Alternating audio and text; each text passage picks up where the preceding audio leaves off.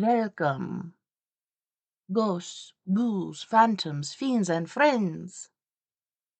Secure your tinfoil hats, buckle down tight, and hold on loosely as we soar over the rocky tops of the La Platas on a rocky mountain high, get sucked into the vortex of the Four Corners, and settle down snugly at mile marker 420 in colorful Colorado.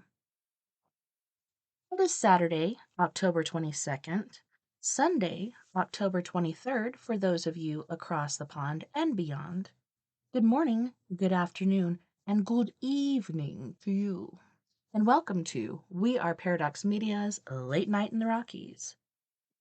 We are broadcasting live from the Mile High Clubhouse tonight, and I am your host, TessaTNT.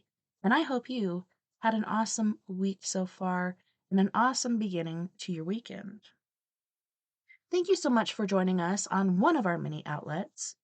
If you're listening live right now, you may be listening to us on Spreaker.com.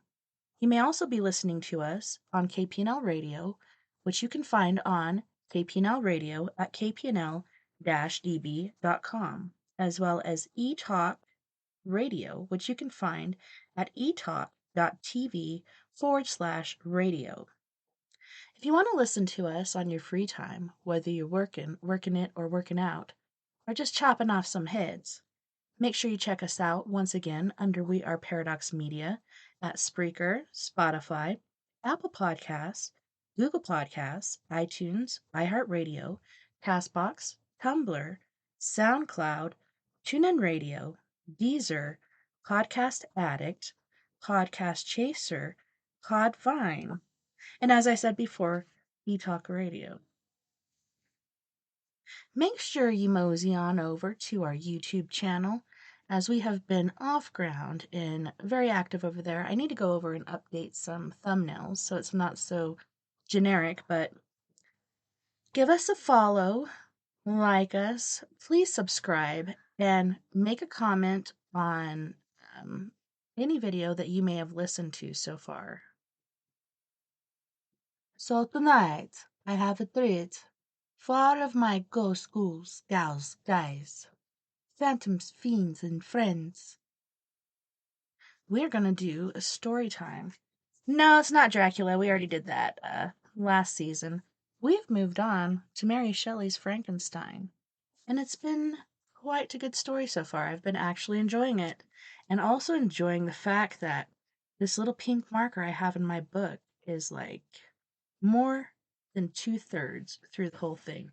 Maybe I'm, over speculating. Maybe it is right about 2/3, but I don't know. It seems like I'm a little further than that, but yeah, super stoked on that.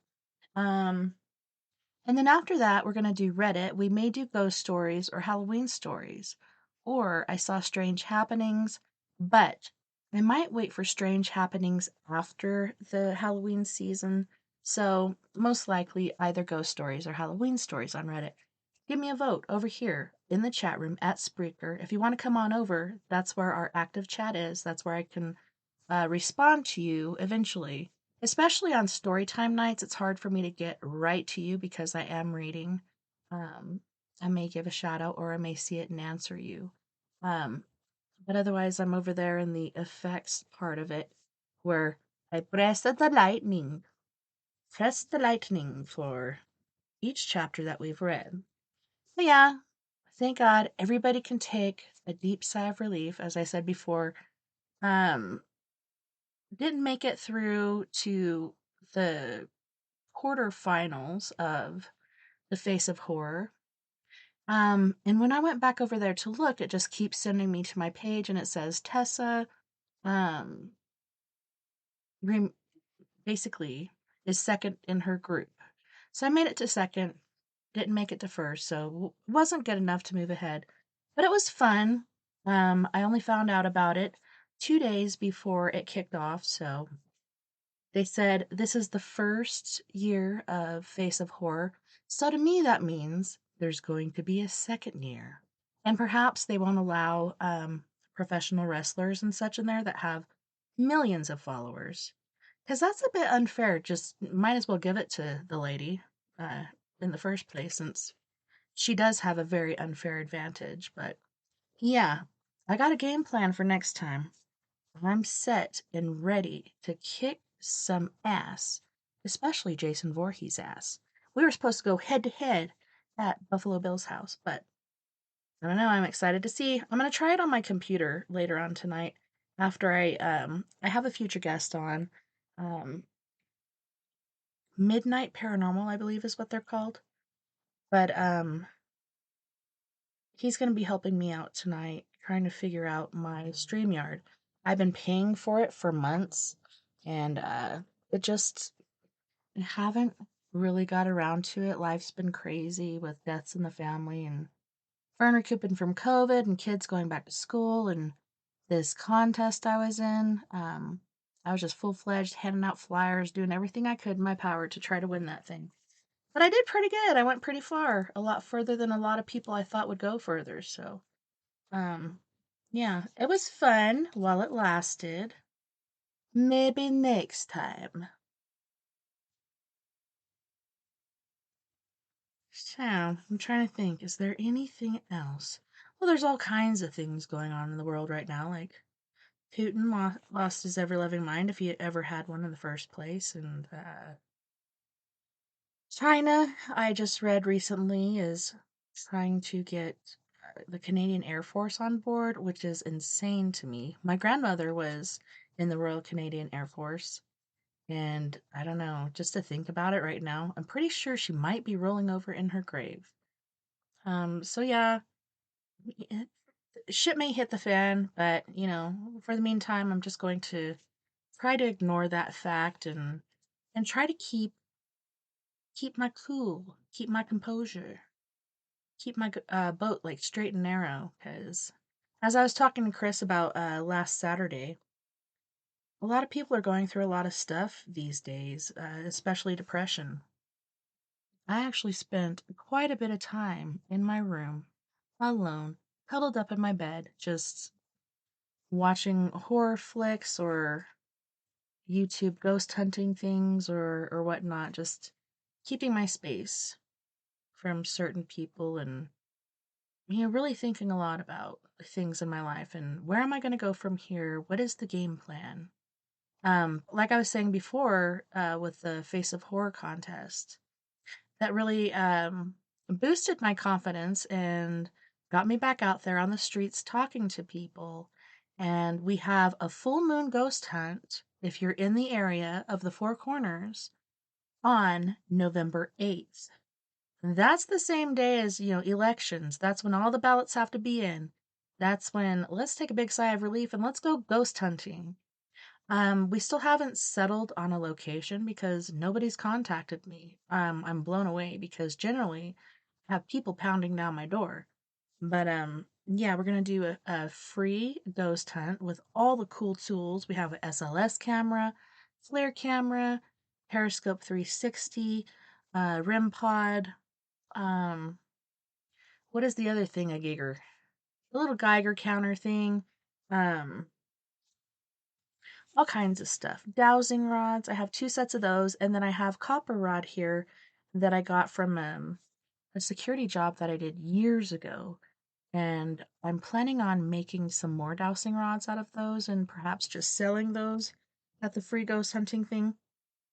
That way that people can have their own. And that was my very first tool as far as ghost hunting and Four Corners Paranormal Investigations was a set of dowsing rods, along with my own, intuition and sensitivity to the other side.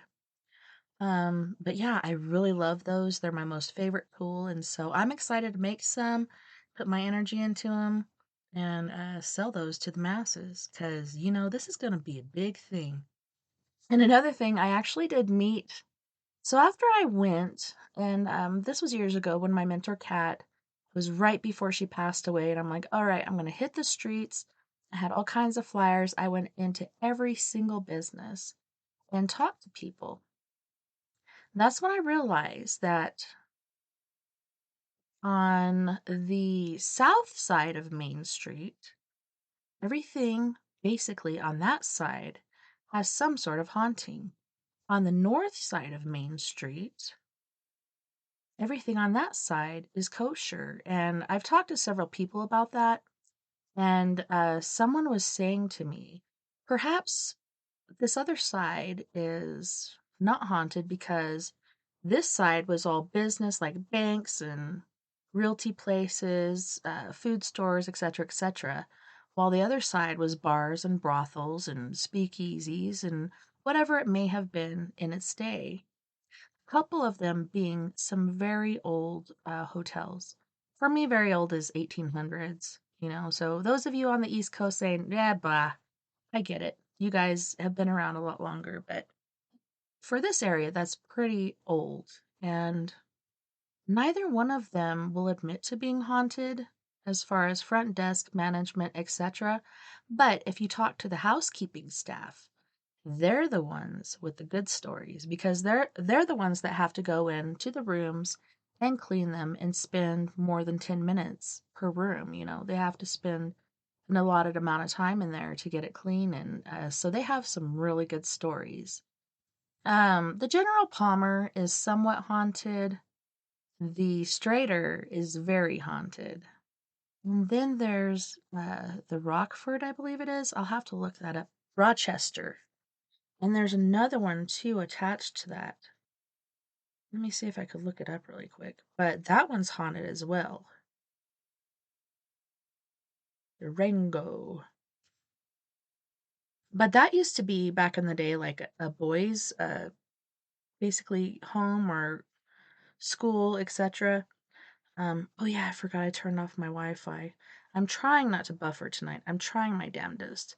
But yeah, let's just say the Rochester, and they got a lot of cool stuff going on up there. I need to talk to them about some future endeavors. But yeah, I ran into this lady when I was handing out flyers last Friday, and she was the one that came in after I did all those flyers. First, there was a guy, and I believe I handed him personally one of my flyers, and I was going to call it the Haunted History Tour. And then he came out. I kind of fell off the wagon as far as my mentor died. I was very depressed and just kind of left it alone. You know, I was on a roll and then lost my roll and it got dirt on it and didn't want to eat it anymore. But he called it exactly the same thing, the Haunted History Tour. And then I made a comment about that and I think he changed it. And then this other lady came in and she was cordial as far as she saw that I was here and people had mentioned me. And so she reached out to me. She's like, would you like to work together to do this? And I'm like, nah, I'm good. Because that was my dream, not yours that I want to share with you. Mine that I may share with my friend Mia. I don't know, but not for you. Go away. But yeah, at first she's like, "Oh, Tessa, yeah, I'm the walking tour lady, blah blah blah." And I was like, "Oh, so nice to finally meet you." And then she went from being very nice to just very dark. And I was like, "Well, goodbye, Felicia." You know, she was closing out for the night. I was at the El Rancho, and they used to have fights down there in the basement. Jack Dempsey fought down there. It was a pretty epic fight.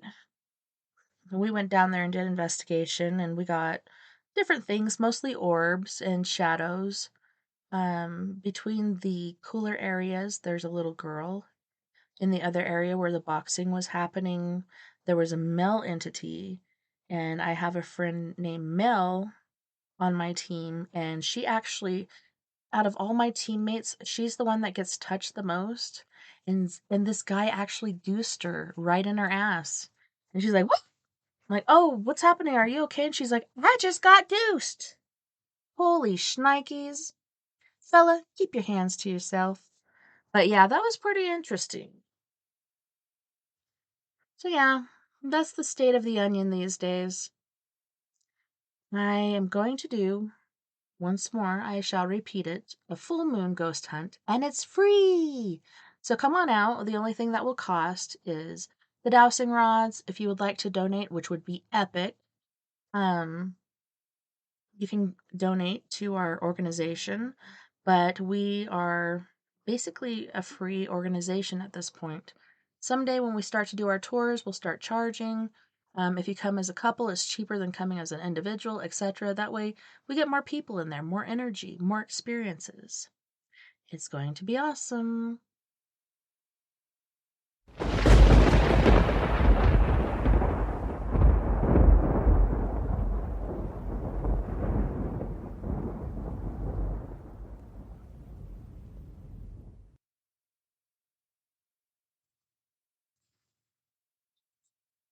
Pretty sure I burnt my coil, so vaping is not very pleasant right now.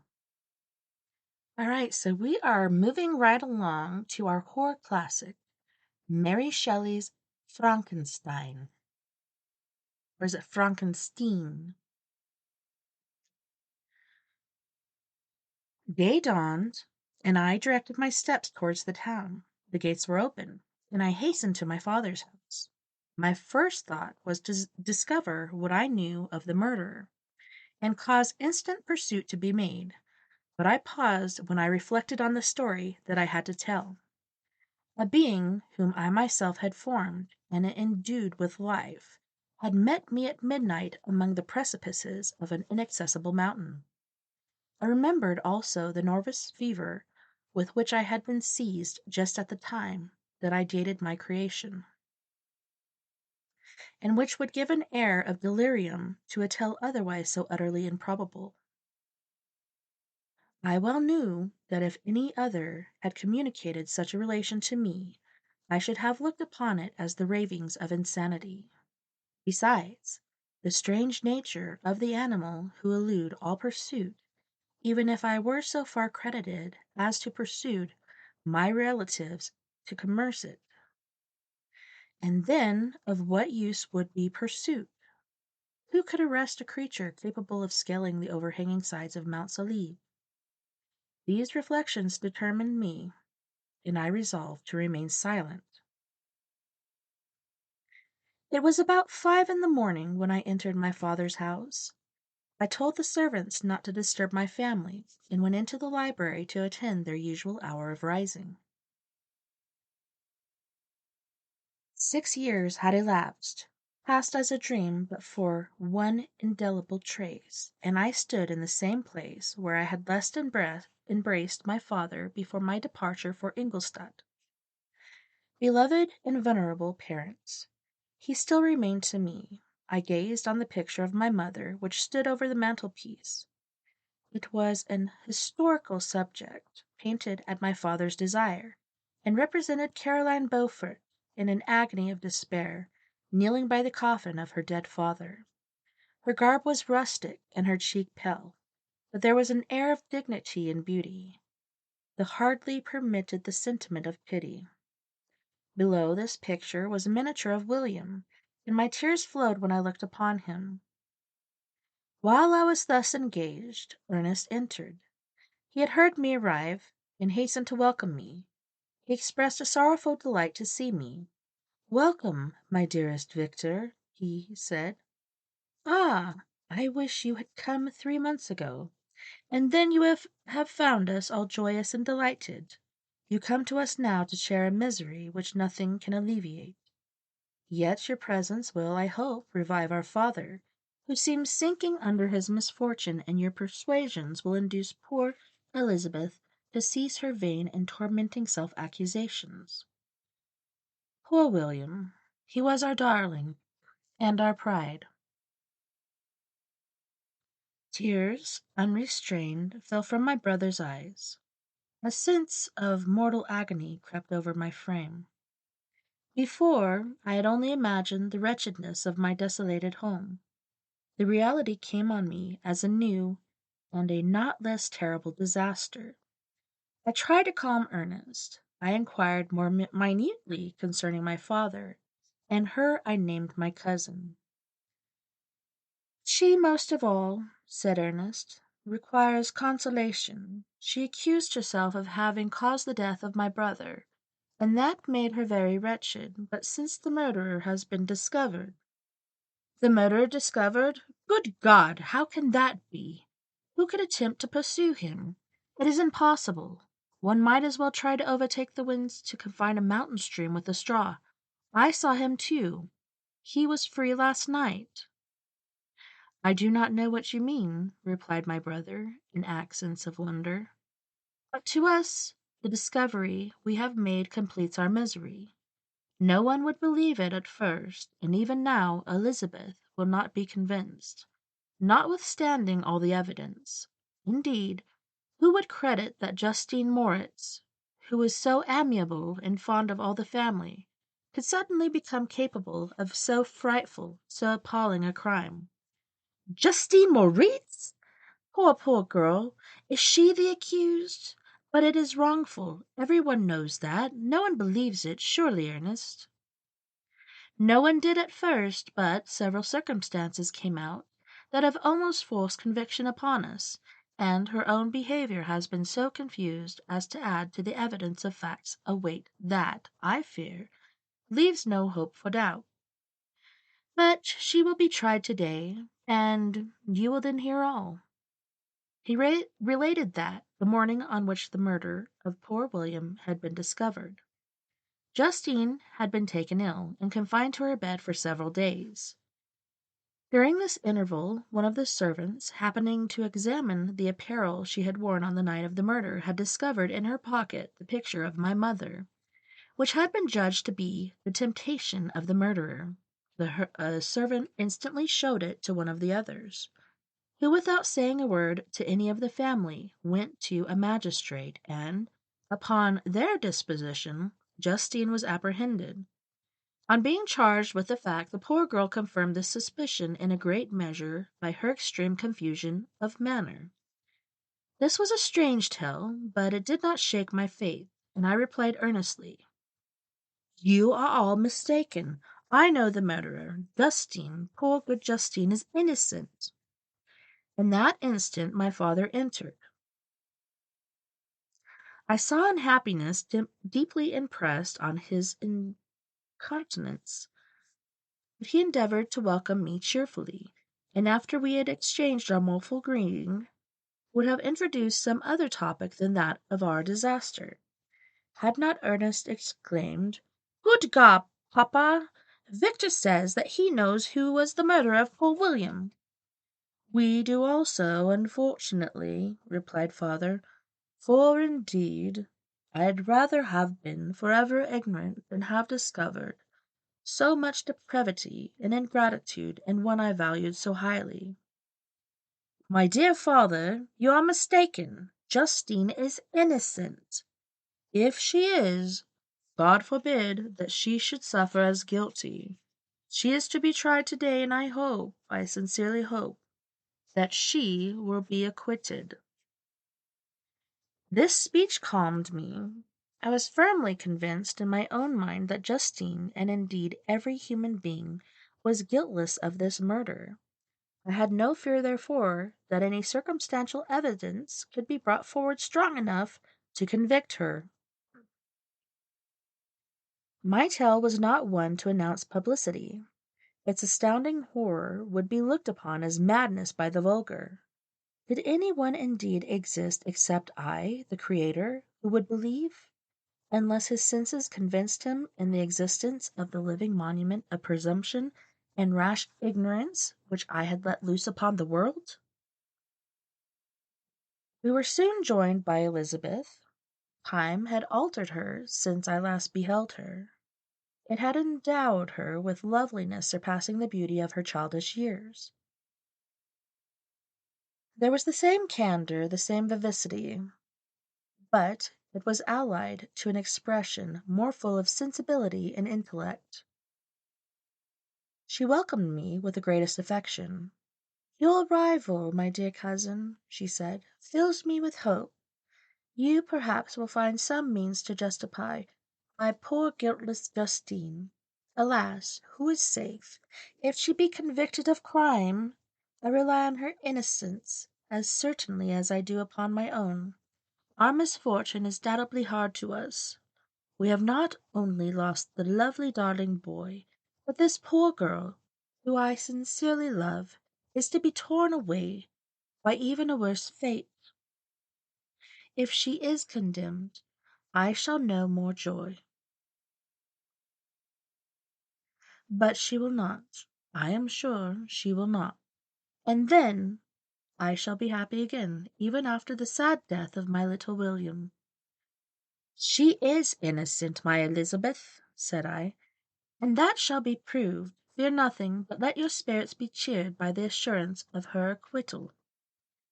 How kind and generous you are! Everyone else believes in her guilt, and that made me wretched, for I knew that it was impossible, and to see everyone else prejudiced in so deadly a manner rendered me hopeless and despairing.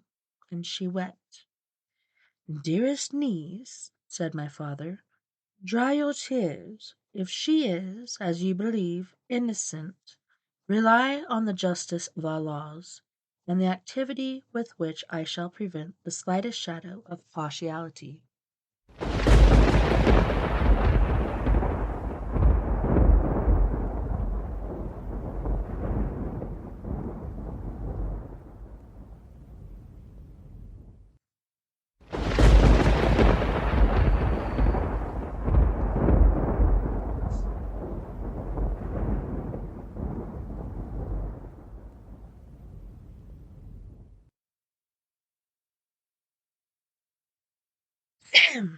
Excuse me. Had to say hello to my beautiful sister Sandra in the chat.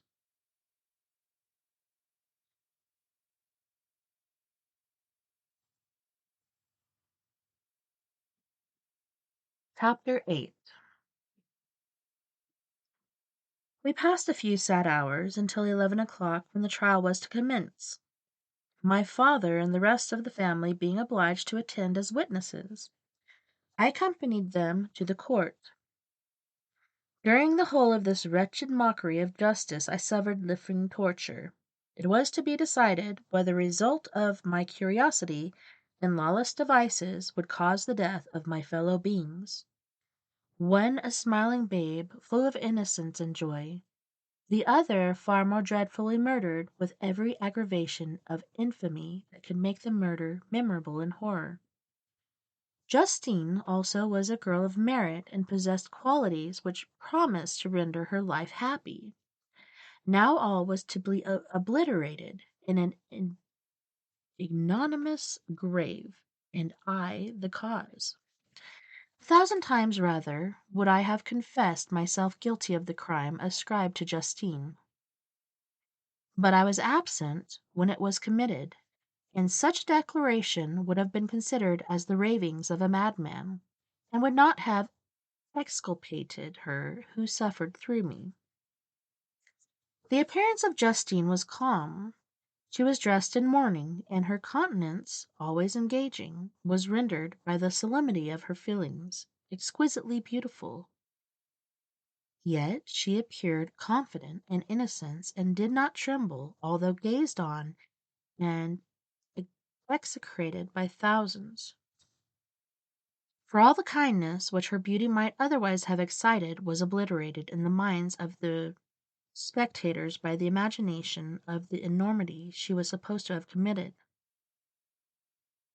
She was tranquil, yet her tranquillity was evidently constrained, and as her confusion had before been adduced as a proof of her guilt, she worked up in her mind to an appearance of courage. Oh my goodness. Sorry, that channeling room is very, very active today. When she entered the court, she threw her eyes round it, and quickly discovered where we were seated. A tear seemed to dim her eye when she saw us, but she quickly recovered herself, and a look of sorrowful affection seemed to attest her utter guiltiness, or guiltlessness. The trial began, and after the advocates against her had stated the charge, several witnesses were called. Several strange facts combined against her, which might have staggered any one who had not such proof of her innocence as I had. She had been out the whole of the night on which the murder had been committed, and towards the morning had been perceived by a market woman not far from the spot where the body of the murdered child had been afterwards found. The woman asked her what she did there, but she looked very strangely, and only returned a confused and unintelligible answer. She returned to the house about 8 o'clock, and when one inquired where she had passed the night, she replied that she had been looking for the child, and demanded earnestly if anything had been heard concerning him. When shown the body, she fell into violent hysterics, and kept her bed for several days. The picture was then produced, which the servant had found in her pocket, and when Elizabeth, in a faltering voice, proved that it was the same which, an hour before the child had been missing, she had placed round his neck, a murmur of horror and indignation filled the court. Justine was called on her defense. As the trial proceeded, her countenance had altered. Surprise, horror, and mystery were strongly expressed. Sometimes she struggled with her tears, but when she was desired to plead, she collected her powers and spoke in an audible although variable voice. "God knows," she said, "how entirely I am innocent, but I do not pretend that my protestations should acquit me. I rest my innocence on a plain and simple explanation of the facts which have been adduced against me, and I hope the character I have always borne will incline my judges to a favorable interpretation where any circumstance appears doubtful or suspicious." She then related that by the permission of Elizabeth she had passed the evening of the night on which the murder had been committed at the house of an aunt at Shin. Congratulations! You got another kill! Thanks. The one in the kitchen. Oh, really? Finally? Wow, we just got another mouse. That marks number 31. Thanks, kids. All right, go away. I'm reading Frankenstein. Got it. Okay. Look at that for. I'll dispose of that on my next break. I guess I need to redo the traps. Oh my goodness. A village situated. Hold on. My nose is a bit runny today. I blame it on the change of the seasons. A village situated at about a league from Geneva. On her return about 9 o'clock, she met a man who asked her if she had seen anything of the child who was lost. She was alarmed by this account, and passed several hours in looking for him. When the gates of Geneva were shut, and she was forced to remain several hours of the night in a barn belonging to a cottage, being unwilling to call up the inhabitants, to whom she was well known. Most of the night she spent here watching. Towards morning she believed that she slept for a few minutes. Some steps disturbed her, and she awoke. It was dawn, and she quitted her asylum, that she might again endeavor to find my brother. If she had gone near the spot where his body lay, it was without her knowledge. That she had been bewildered by the sleepless night and the fate of poor William was yet uncertain. William was yet an uncertain fact. Concerning the picture she could give no account.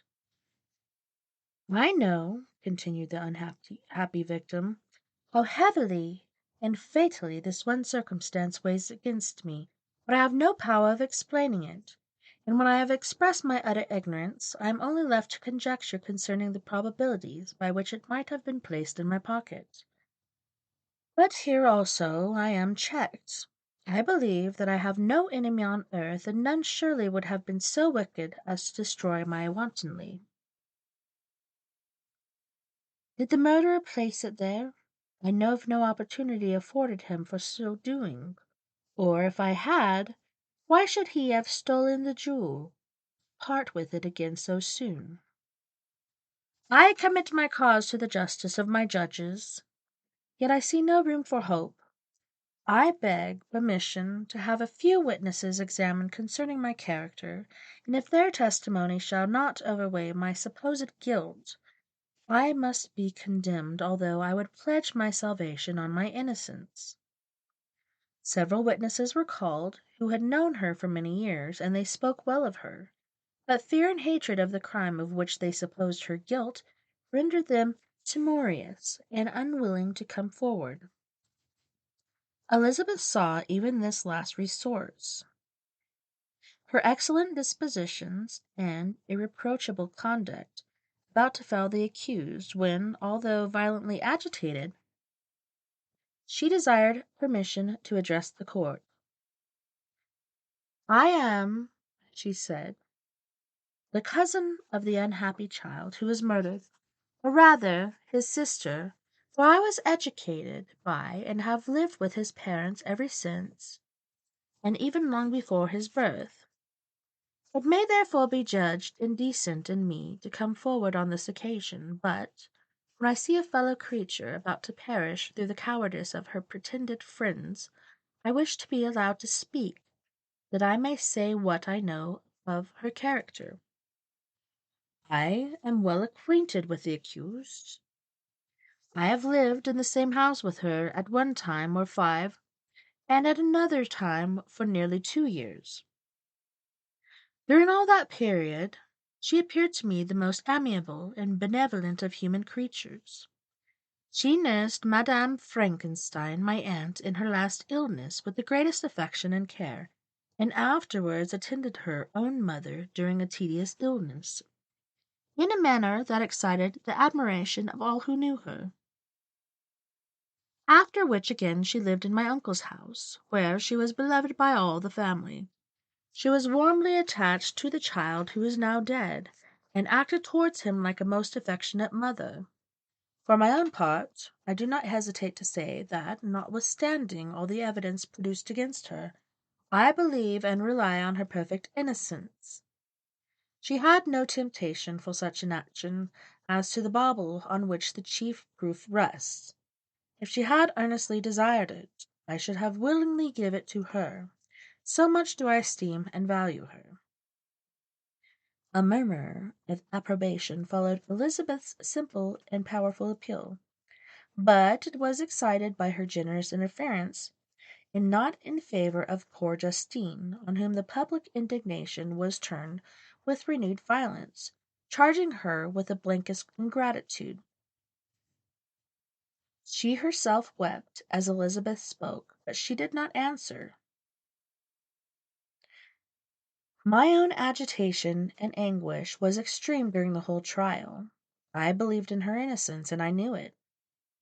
Could the demon, who had, I did not for a minute doubt, murdered my brother also in his hellish sport, have betrayed the innocent to death and ignominy? Ignominy could not sustain the horror of my situation, and when I perceived the popular voice and the countenances of the judges had already condemned my unhappy victim, I rushed out of the court in agony. The tortures of the accused did not equal mine. She was sustained by innocence, but the fangs of remorse tore my bosom, and would not forego their hold. I passed a night of unmingled wretchedness. In the morning I went to the court, my lips and throat were parched. I dare not ask the fatal question, but I was known, and the officer guessed the cause of my visit. The ballots had been thrown, they were all back, and Justine was condemned. I cannot pretend to describe what I then felt. I had before experienced sensations of horror, and I have endeavored to bestow upon them adequate expressions. But words cannot convey an idea of the heart-sickened despair that I then endured. The person to whom I addressed myself added that Justine had already confessed her guilt. That evidence, he observed, was hardly required in so glaring anguish and despair. What? Oh, here we go. So glaring a case, but I'm glad of it. And indeed, none of our judges like to condemn a criminal upon circumstantial evidence, be it ever so decisive. This was strange and unexpected intelligence. What could it mean? Had my eyes deceived me? And was I really mad as the whole world would believe me to be? If I disclosed the object of my suspicions, I hastened to return home, and Elizabeth eagerly demanded the result. "My cousin," I replied, "it is decided as you may have expected. All judges had rather that 10 innocent should suffer than 1 guilty should escape. But she has confessed. This was a dire blow to poor Elizabeth, who had relied with firmness upon Justine's innocence. "Alas!" she said, "how shall I ever again believe in human goodness? Justine, whom I loved and esteemed as my sister, how could she put on those smiles of innocence only to betray?" Her mild eyes seemed incapable of any severity or guile, and yet she was committed to murder.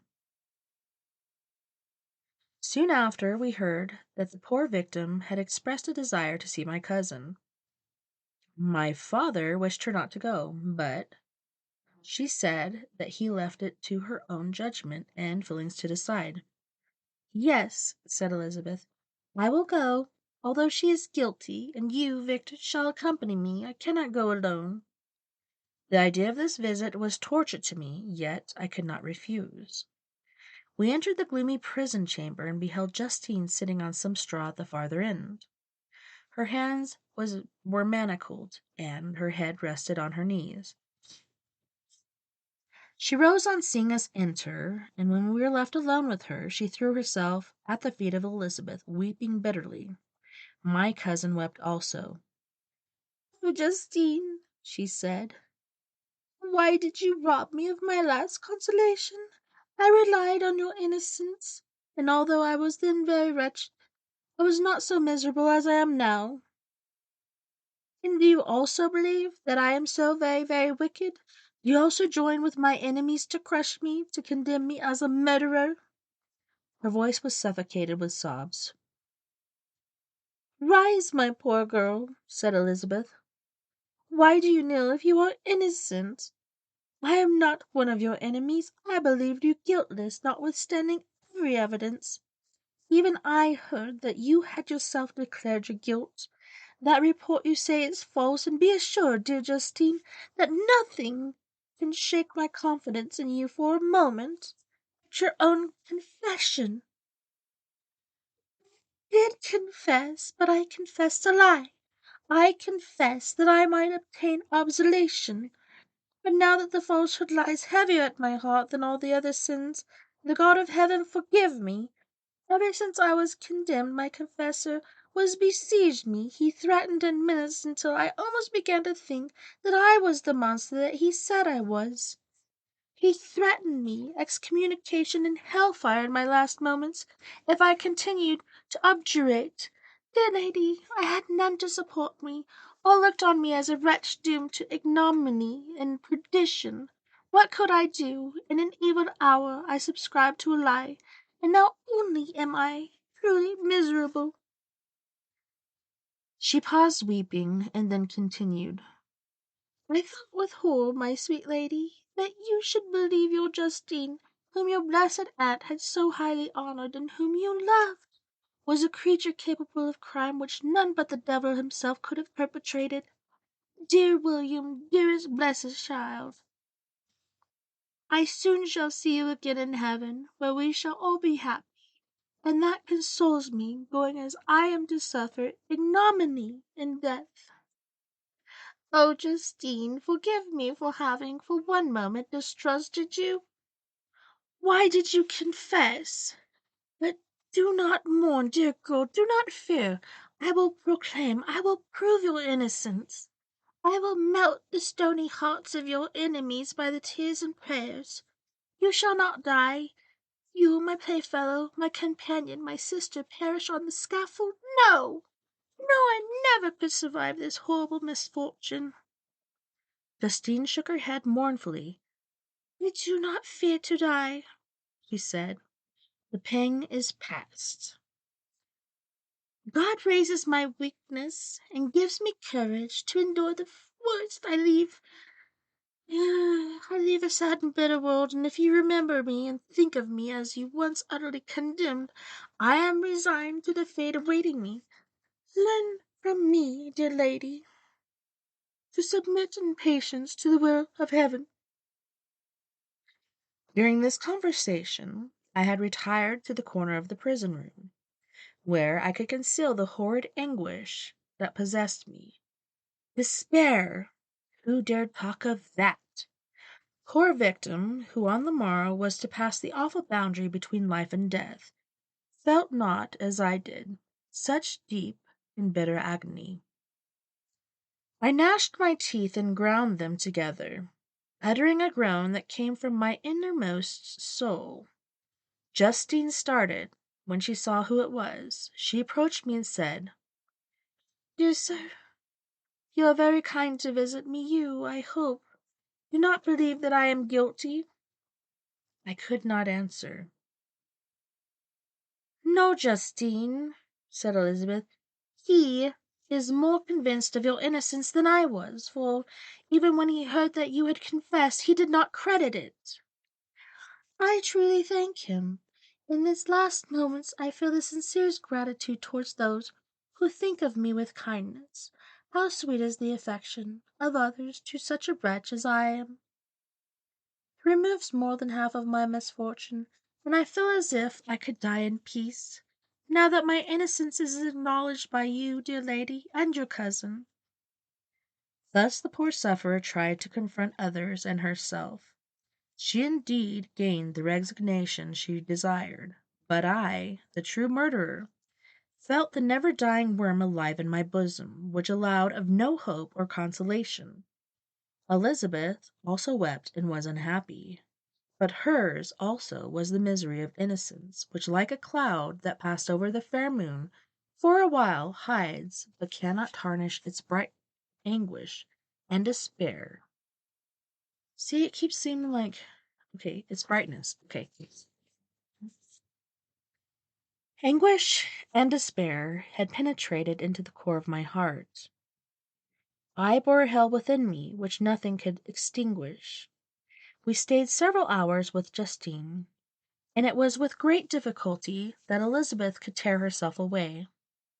"I wish," cried she, "that I were to die with you. I cannot live in this world of misery." Justine assumed an air of cheerfulness, while she with difficulty repressed her bitter tears. She embraced Elizabeth and said, in a voice of half-suppressed emotion, "Farewell, sweet lady, dearest Elizabeth, my beloved and only friend. May heaven in its bounty bless and preserve you. May this be the last misfortune that you will ever suffer. Live and be happy, and make others so." And on the morrow Justine died. Elizabeth's heart-rendered eloquence failed to move the judges from their settled conviction in the criminality of the saintly sufferer. My passionate and indignant appeals were lost upon them, and when I received their cold answers and heard the harsh, unfeeling reasoning of these men, my proposed avowal died away on my lips. Thus I might proclaim myself a madman, but not revoke the sentence passed upon my wretched victim. She perished on the scaffold as a murderess. From the tortures of my own heart I tortured and turned to contemplate the deep and voiceless grief of my Elizabeth. This also was my doing, and my father's woe, and the desolation of that late so smiling home. All was the work of my thrice accused hands. You weep, unhappy ones, but these are not your last tears. Again shall you raise the funeral well, and sound of your lamentations shall again and again be heard. Frankenstein, your son, your kinsman, your early, much-loved friend, he who would spend each vital drop of blood for your sakes, who has no thought nor sense of joy, except as it is mirrored also in your dear countenances, who would fill the air with blessings and spend his life in serving you. He bids you weep, to shed countless tears, happy beyond his hopes, if thus inexorable fate be satisfied, and if the destruction pause before the peace of the grave have succeeded to your sad torments. Thus spoke my prophetic soul, as, torn by remorse, horror, and despair, I beheld these I loved spend vain sorrow upon the graves of William and Justine, the first hapless victims, to my unhallowed art.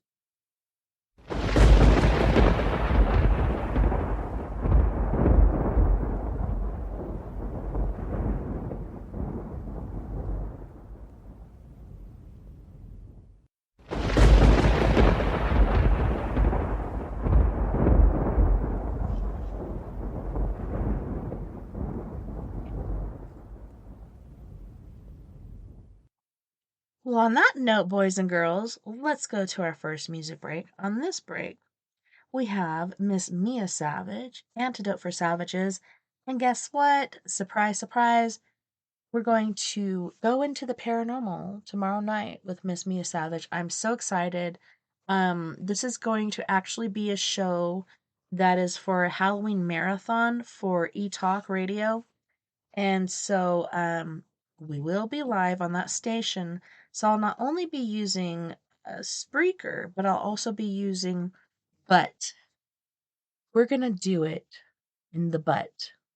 So hopefully it works out. Hopefully the Butt and Spreaker can get along and we'll be able to put that out there. But yeah, Miss Mia Savage. We're going to go into the paranormal with her. I'm going to dress up as a witch. I'm going to let her know that, and maybe she'll be a witch too. Which I think she already is. I think we both already are. But yeah, it's going to be a good time. So she's going to be singing our new reality, Your Skeleton, Let Me Be Your Home, and Lemurian Crypto. You guys don't go anywhere. We'll be right back after this music break.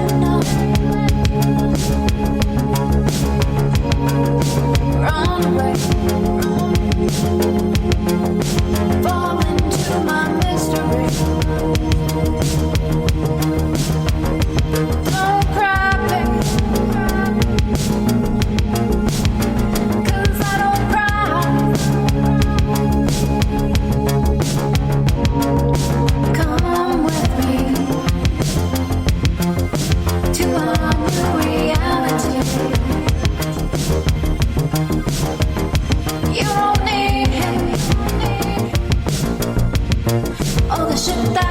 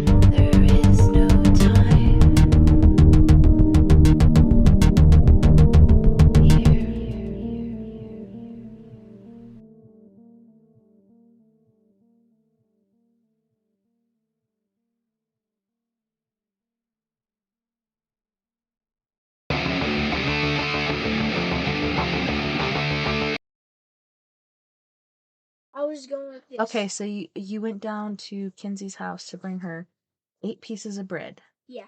And then you brought... Okay, come closer. I brought this. I brought this with... What? Hold on. What did you bring? I brought my gun. My BB gun. And when I saw it, Lily was still in the house, like... Okay, so what did you see? You said, I saw it. They don't know what you saw. I saw a person, like... Figure, shadow person?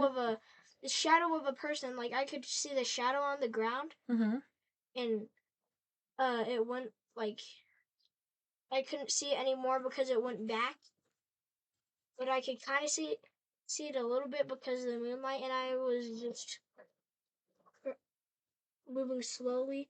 Lily was still there, and then she finally arrived, and I was sitting there crouching in the driveway. When I saw him crouching, I'm like, and then... Is he trying to poop? Yeah, I told Lily, come on, run over here. So what happened? Did it run away? Or disappear? It didn't. Or just stay there? Did it just stay there, or did it disappear? Disappeared. Like, the shadow went into, like, somewhere in the other shadows, you know. Yeah. In the other darknesses. Yeah, and we booked it back to the house. Dang. Me still holding it up like this. In case I see anything else ahead. Well, good job, son. Please don't shoot my eyeball out. And that's why I brought the gun, because I kind of had a little bit of feeling. You had a sneaking suspicion? Okay, if Dad's gonna send me Lily down alone without parents to go down here in the darkness at like 12, he's gonna... Okay, it's about 8:15 now. It's 8:15 now, so yeah. You're over exaggerating a little, but it's dark. It's almost winter time. Dark. Yeah. It's scary. You guys are brave. I don't know if I was your age. Lily was like, come on, without any issues of doing it, and I'm like, fine, but I'll bring a weapon. Thinks of what to grab. Grabs my gun. There's a good reason. Plus, it takes a little while to cock back. It's not cocked right now. Yeah, it looks pretty big for your tiny little hands. Actually, it's the perfect size. You always have to scare them first. But if they come charging at you, look, it's kind of perfect. You're not gonna undo it because you could shoot out my light, or... I'm not gonna undo it. Oh, plus, it's not. Put your safety. Is your safety on? Well, I'm not gonna. Well, basically, this is safety. But but it's impossible to put in the safety. Even Dad couldn't even put in the safety. Oh. Maybe you have to pull the trigger forward and then do the safety. Have you guys tried that? Look, it's perfect for my hands. It's a thought. Well, I'm glad you survived the driveway shadow person. Good job. I just looked over there. She didn't. What she are you didn't looking at? I was literally going like this, looking away from Lily. And I'm like, she just sees me looking at. Do you see a Frankenstein? Like, what are you looking at? I'm just sitting down like this. Mm-hmm. In the kneeling position? Yeah. Aiming, getting ready. Okay, you just pointed it at my head. No, I didn't. Yeah, you did. It was right directly in my face. All right, good job, guys. I'm glad you survived. High five. Yes. High five. Okay. Oh. Lily. All right, move along, little critters of the night. Love you, Mom. Have a good show. Love you too, son.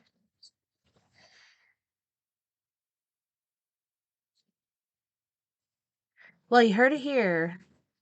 Also, my phone's cracked. Yeah, you showed me that earlier. I'm sorry, son. Rest in peace, Floyd's phone. I'm sure it's still okay. Love you too, son.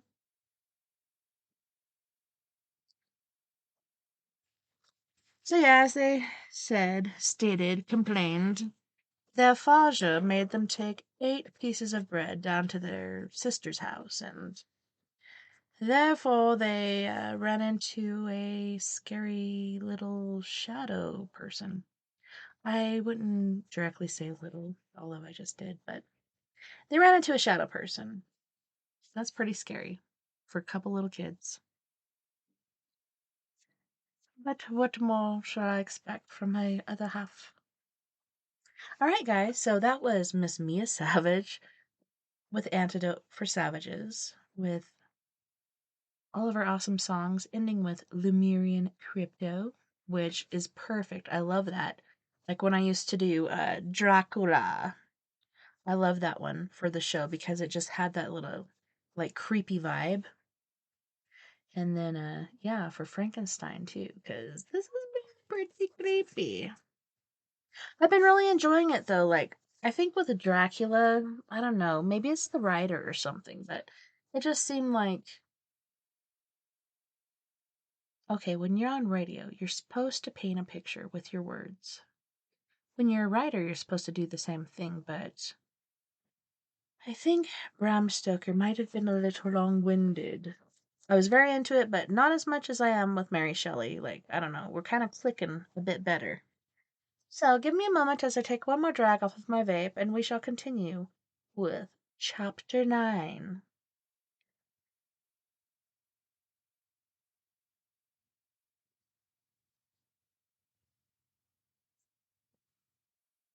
All right. Nothing is more painful to the human mind than, after the feelings have been worked up by a quick succession of events, the dead calmness of inaction and certainty which follows, and deprives the soul both of hope and fear. Justine died, she rested, and I was alive. The blood flowed freely in my veins, but a weight of despair and remorse pressed on my heart, which nothing could remove. She fled from my eyes. I wandered like an evil spirit, for I had committed deeds of mischief beyond description horrible, and more, much more, I persuaded myself, was yet behind. Yet my heart overflowed with kindness, and the love of virtue I had begun life with benevolent intentions, and thirsted for the moment when I should put them in practice, and make myself useful to my fellow beings. Now all was blasted. Instead of that serenity of conscience which allowed me to look upon the past with self-satisfaction, and from thence to gather promise of new hopes, I was seized by remorse and sense of guilt, which hurried me away to a hell of intense tortures, which as no language can describe. This state of mind preyed upon my health, which had perhaps never entirely recovered from the first shock it had sustained. I shunned the face of men. All sound of joy or complacency was torture to me. Solitude was my only consolation, deep, dark, death-like solitude. My father observed with pain the alterations perceptible in my disposition and habits, and endeavored by arguments, deduced from the feelings of his serene conscience and guiltless life, to inspire me with fortitude, and awaken in me the courage to dispel the dark cloud which brooded over me. "Do you think, Victor," said he, "that I do not suffer also? No one could love a child more than I loved your brother." Tears came into his eyes as he spoke. "But as it is not a duty to the survivors that we should refrain from augmenting their unhappiness by an appearance of immoderate grief, it is also a duty owed to yourself, for excessive sorrow prevents improvement or enjoyment, or even the discharge of daily usefulness, without which no man is fit for society." This advice, although good, was totally inapplicable to my case. I should have been the first to hide my grief and console my friends, if remorse had not mingled its bitterness, and terror its alarm, with my other sensations. Now I could only answer my father with a look of despair, and endeavor to hide myself from his view. About this time we retired to our house of Bellerive. This charge was particularly agreeable to me. The shutting of the gates regularly at 10 o'clock, and the impossibility of remaining on the lake after that hour, had rendered our residence within the walls of Geneva very irksome to me. I was now free, often after the rest of the family had retired for the night. I took the boat and passed many hours upon the water. Sometimes, with my sail set, I was carried by the wind, and sometimes, after rowing into the middle of the lake, I left the boat to pursue its own course, and gave way to my own miserable reflections.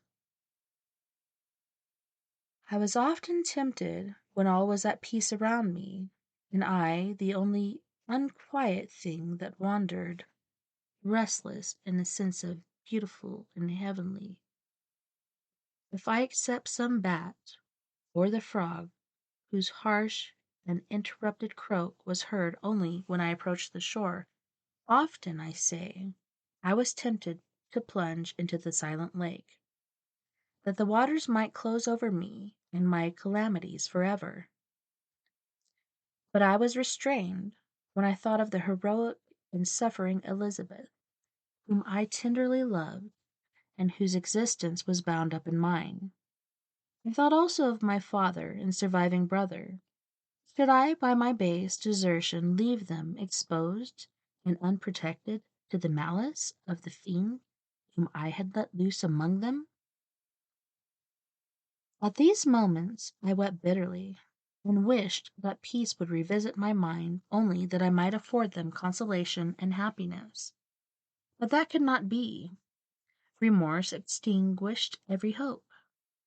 I had been the author of unalienable evils, and I lived in daily fear lest the monster whom I had created should perpetrate some new wickedness.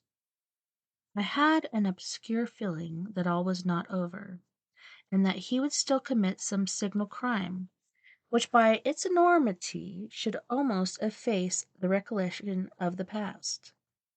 There was always scope for fear, so long as anything I love remained behind. The abhorrence of this fiend cannot be conceived. When I thought of him, I gnashed my teeth. My eyes became inflamed, and I ardently wished to extinguish the life which I had so thoughtlessly bestowed. When I reflected on his crimes and malice, my hatred and revenge burst all bounds of moderation. I would have made a pilgrimage to the highest peak of Andes, could I, when there, have precipitated him to their base. I wished to see him again, that I might wreak the utmost extent of adherence on his head, and avenge the deaths of William and Justine. Our house was the house of mourning. My father's health was deeply shaken by the horror of the recent events. Elizabeth was sad and desponding. She no longer took delight in her ordinary occupations. All pleasure seemed to her sacrilege toward the dead. Eternal woe and tears she then thought was the just tribute she should pay to innocence so blasted and destroyed. She was no longer that happy creature who earlier youth wandered with me on the banks of the lake, and talked with ecstasy of our future prospects. The first of these sorrows which are sent to wean us from the earth had visited her, and its dimming influence quenched her dearest smiles. "When I reflect, dear cousin," she said, "on the miserable death of Justine Moritz, I no longer see the world and its works as they before appeared to me. Before I looked upon the accounts of vice and injustice that I read in books or heard from others as tales of ancient days or imaginary evils, at least they were remote and more familiar to reason than to the imagination. But now misery has come home, and men appear to me as monsters thirsting for each other's blood. Yet I am certainly unjust. Everybody believed that poor girl to be guilty, and if she had committed the crime for which she suffered, assuredly she would have been the most depraved of human creatures. For the sake of a few jewels, to have murdered the son of her benefactor and friend, a child whom she had nursed from its birth and appeared to love as if it had been her very own. I could not consent to the death of any human being, but certainly I should have thought such a creature unfit to remain in the society of men. But she was innocent. I know, I feel she was innocent. You are of the same opinion, and that confirms me, alas, Victor. When falsehoods look so like the truth, who can assure themselves of certain happiness? I feel as if I were walking on the edge of a precipice towards which thousands are cowering and endeavoring to plunge into my abyss. William and Justice were assassinated, and the murderer escapes. He walks about the free world, and perhaps respected. But even if I were condemned to suffer on the scaffold of the same crimes, I would not change places with such a wretch. I listened to this discourse with the extremest agony. I, not in deed, but in effect, was the true murderer. Elizabeth read my anguish in my countenance, and kindly taking my hand, said, "My dearest friend, you must calm yourself. These events have affected me, God knows how deeply, but I am not so wretched as you are. There is an expression of despair and sometimes of revenge in your countenance that makes me tremble. Dear Victor, banish these dark passions. Remember the friends around you, who centre all their hopes in you. Have we lost the power of rendering you happy? Oh, while we love, while we are true to each other, here in this land of peace and beauty, your native country, we may reap every tranquil blessing. What can disturb our peace?" And could not such words from her whom I fondly prized before every other gift of fortune suffice to chase away the fiend that lurked in my heart? Even as she spoke, I drew near to her, as if in terror, lest at that very moment the destroyer had been near to rob me of her. Thus not the tenderness of friendship, nor the beauty of earth, nor of heaven, could redeem my soul from who the very accents of love were infectual.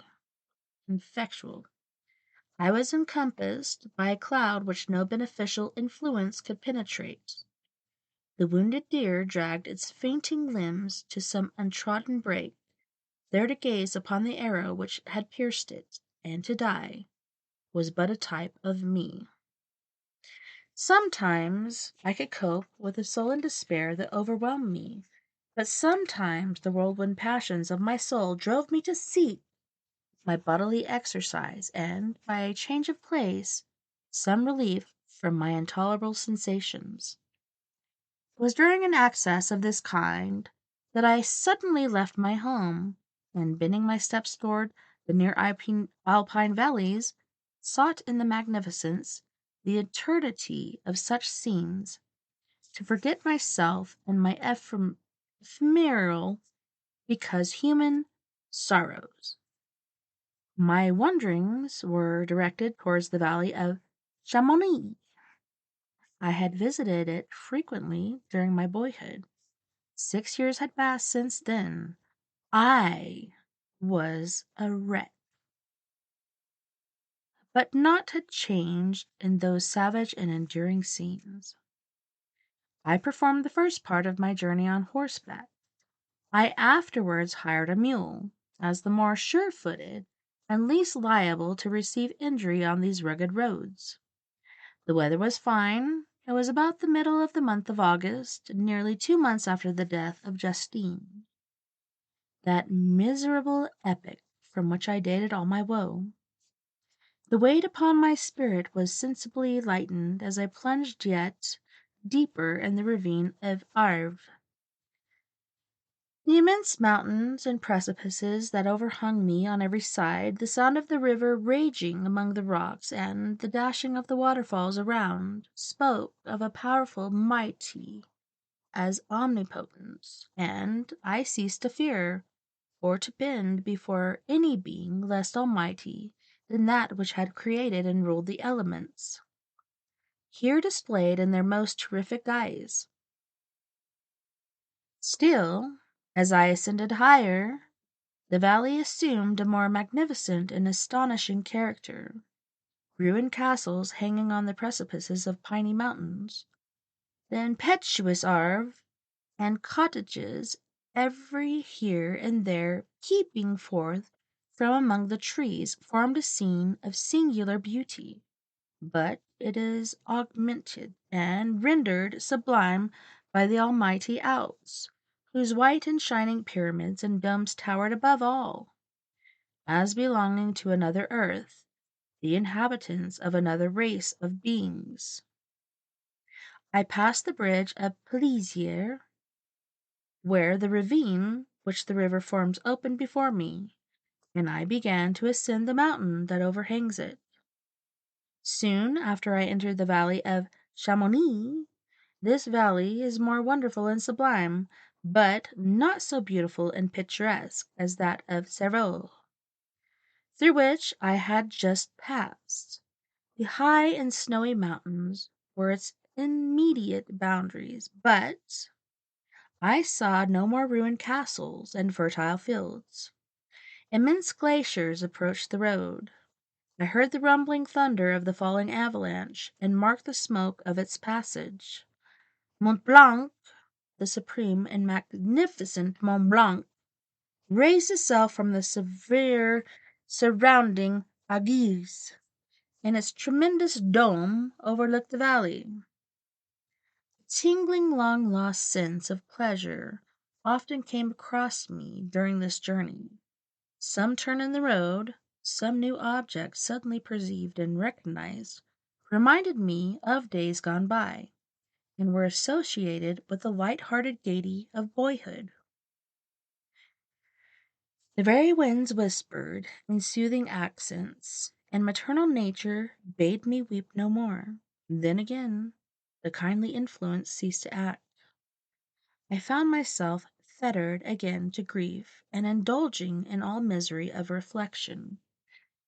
Then I spurred on my animal, striving so to forget the world, my fears, and more than all myself.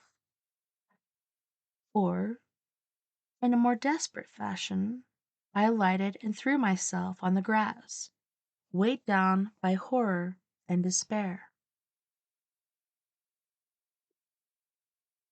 At length I arrived at the village of Chamonix. Exhaustion succeeded to the extreme fatigue both of body and of mind which I had endured. For a short space of time I remained at the window, watching the pallid lightnings that played above Mont Blanc, and listening to the rushing of the Arve, which pursued its noisy way beneath. The same lulling sounds acted as a lullaby to my too keen sensations. When I placed my head upon my pillow, sleep crept over me. I felt it as it came, and blessed the giver of oblivion.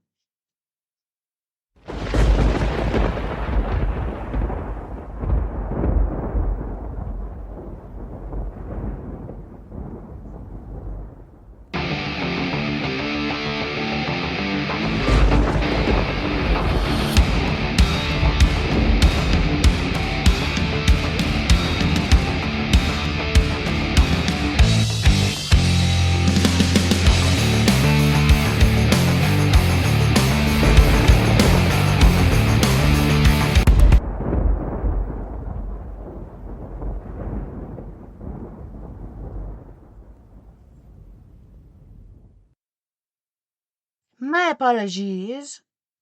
Yes, our close song keeps trying to kick off for some reason, so I just reset the whole board, and hopefully that won't happen anymore. I don't know why it keeps doing that.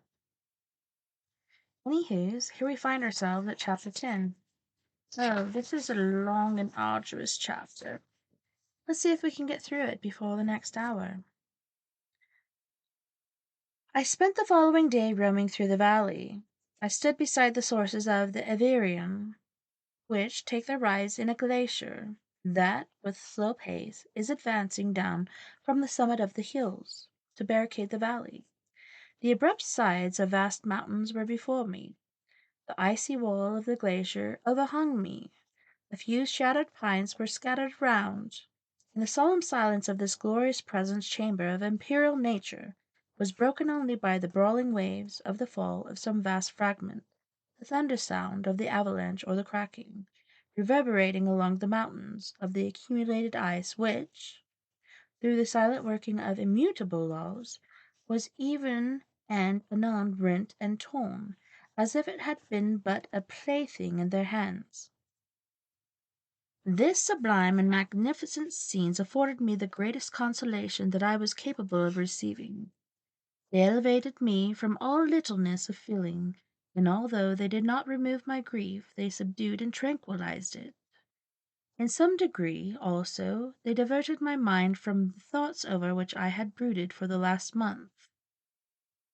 I retired to rest at night. My slumbers, as it were, waited on the ministered to by the semblance of grand shapes which I had contemplated during the day. They congregated round me, the unstained snowy mountain top, the glittering pinnacle, the pine woods, and the rage-bare ravine, the eagle soaring amidst the clouds, they all gathered round me, and bade me be at peace. Where had they fled when the next morning I awoke? All the soul-inspiring fled with sleep, and dark melancholy clouded every thought. The rain was pouring in torrents, and thick mists hid the summits of the mountains, so that I even saw not the faces of those mighty friends. Still, I would penetrate their misty veil, and seek them in their cloudy retreats. What were rain and storm to me? My mule was brought to the door, and I resolved to ascend to the summit of Montanvert. I remembered the effect that the view of the tremendous and ever-moving glacier had produced upon my mind when I saw it. It had then filled me with a sublime I determined to go without a guide, for I was well acquainted with the path, and the presence of another would destroy the solitary grandeur of the scene. The ascent is precipitous, but the path is cut into continual and short windings, which enable you to surmount the perpendicularity of the mountain. It is a scene terrifically desolate.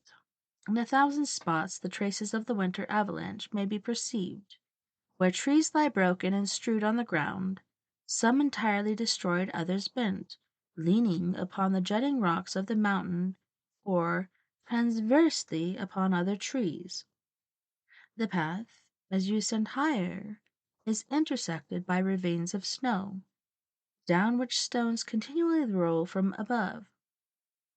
One of them is particularly dangerous, as the slightest sound, such as even speaking in a loud voice, produces a concussion of air sufficient to draw destruction upon the head of the speaker. The pines are not tall or luxuriant, but they are sombre, and add an air of severity to the scene. I looked on the valley beneath.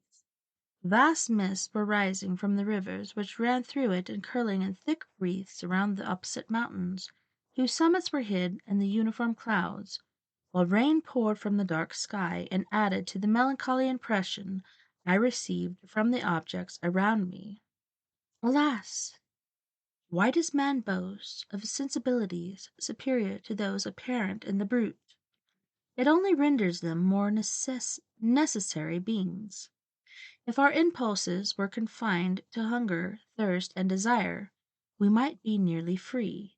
But now we are moved by every wind that blows, and a chance word or scene that word may convey to us.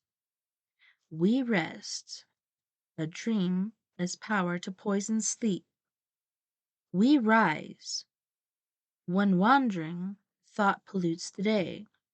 We feel, conceive, or reason, laugh or weep, embrace fond woe, or cast our cares away. It is the same, for, be it joy or sorrow, The path of its departure still is free. Man's yesterday may ne'er be like his morrow, naught may endure but mutability. It was nearly noon when I arrived at the top of the ascent. For some time I sat upon the rock that overlooks the sea of ice. A mist covered both that and the surrounding mountains. Presently a breeze dissipated the cloud, and I descended upon the glacier. The surface was very uneven, rising like the waves of a troubled sea, descending low, and interspersed by rifts that sink deep. The field of ice is almost a league in width, but I spent nearly 2 hours in it. Opposite mountain is a bare, perpendicular rock.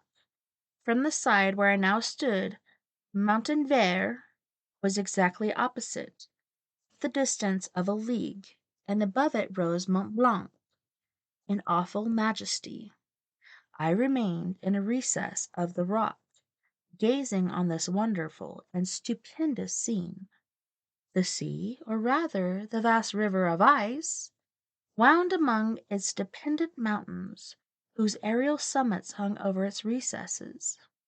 Their icy and glittering peaks shone in the sunlight over the clouds. My heart, which was before sorrowful, now swelled with something like joy. I exclaimed, "Wandering spirits, if indeed ye wander, and do not rest in your narrow beds, allow me this faint happiness, or take me, as your companion, away from the joys of life." As I said this, I suddenly beheld the figure of a man, at some distance, advancing toward me with superhuman speed. He bounded over the crevices in the ice among which I had walked with caution. His stature, also, as he approached, seemed to exceed that of a man. I was troubled. A mist came over my eyes, and I felt a faintness seize me, but I was quickly restored by the cold gale of the mountains. I perceived, as the shape came nearer, sight tremendous and abhorred, that it was the wretch whom I had created. I trembled with rage and horror, resolving to wait his approach, and then close with him in mortal combat. He approached.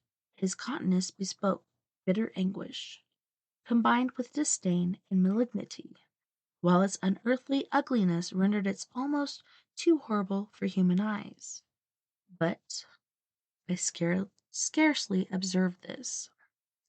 Rage and hatred had at first deprived me of utterance, and I recovered only to overwhelm him with words expressive of furious detestation and contempt. "Devil!" I exclaimed, "do you dare approach me? And do you not fear the fierce vengeance on my arm, weakened on my miserable head? Begone, vile insect, or rather stay, that I may trample you to dust. And oh, that I could, with the extinction of your miserable existence, restore those victims whom you have diabolically murdered!" "I expected this reception," said the demon. "All men hate the wretched. How then must I be hated, who am miserable beyond all living things? Yet you, my creator, detest and spurn me. Thy creature, to whom thou art bound by ties only dissoluble by the annihilation of one of us. You purpose to kill me. How dare you sport with life? Do your duty towards me, and I will do mine towards you, the rest of mankind. If you will comply with my conditions, I will leave them and you at peace. But you refuse, I will glut the maw of death until it is satiated with blood of your remaining friends." Horrid monster, fiend that thou art! Tortures of hell are too mild. Oh, we skipped a page. A vengeance for thy crimes, wretched devil! You reproach me with your creation. Come on, then, that I may extinguish the spark which I so negligently bestowed. My rage was without bounds. I sprang on him, impelled by all the feelings which can arm one being against existence for another. He easily eluded me, and said, "Be calm, I entreat you. Hear me, before you give vent to your hatred on my devoted head. Have I not suffered enough, that you seek to increase my misery? Life, although it may be only by accumulation of anguish, is dear to me, and I will defend it. Remember, thou hast made me more powerful than thyself. My height is superior to thine, my joints more supple, but I will not be tempted to set myself in opposition to thee. I thy creature, and I will even mild and docile to my natural lord and king, if thou wilt also perform thy part. Thee which thou owest me, O Frankenstein, be not equitable to every other trample upon me alone, to whom thy justice, and even my clemency and affection, is most due. Remember, I am thy creature. I ought be thy Adam, but I am rather the fallen angel, whom thou drivest from joy for no misdeed. Everywhere I see bliss, from which I alone am irrevocably excluded. I was benevolent and good. Misery made me a fiend. Make me happy, and I shall again be virtuous. Begone! I will not hear you. There can be no community between you and me.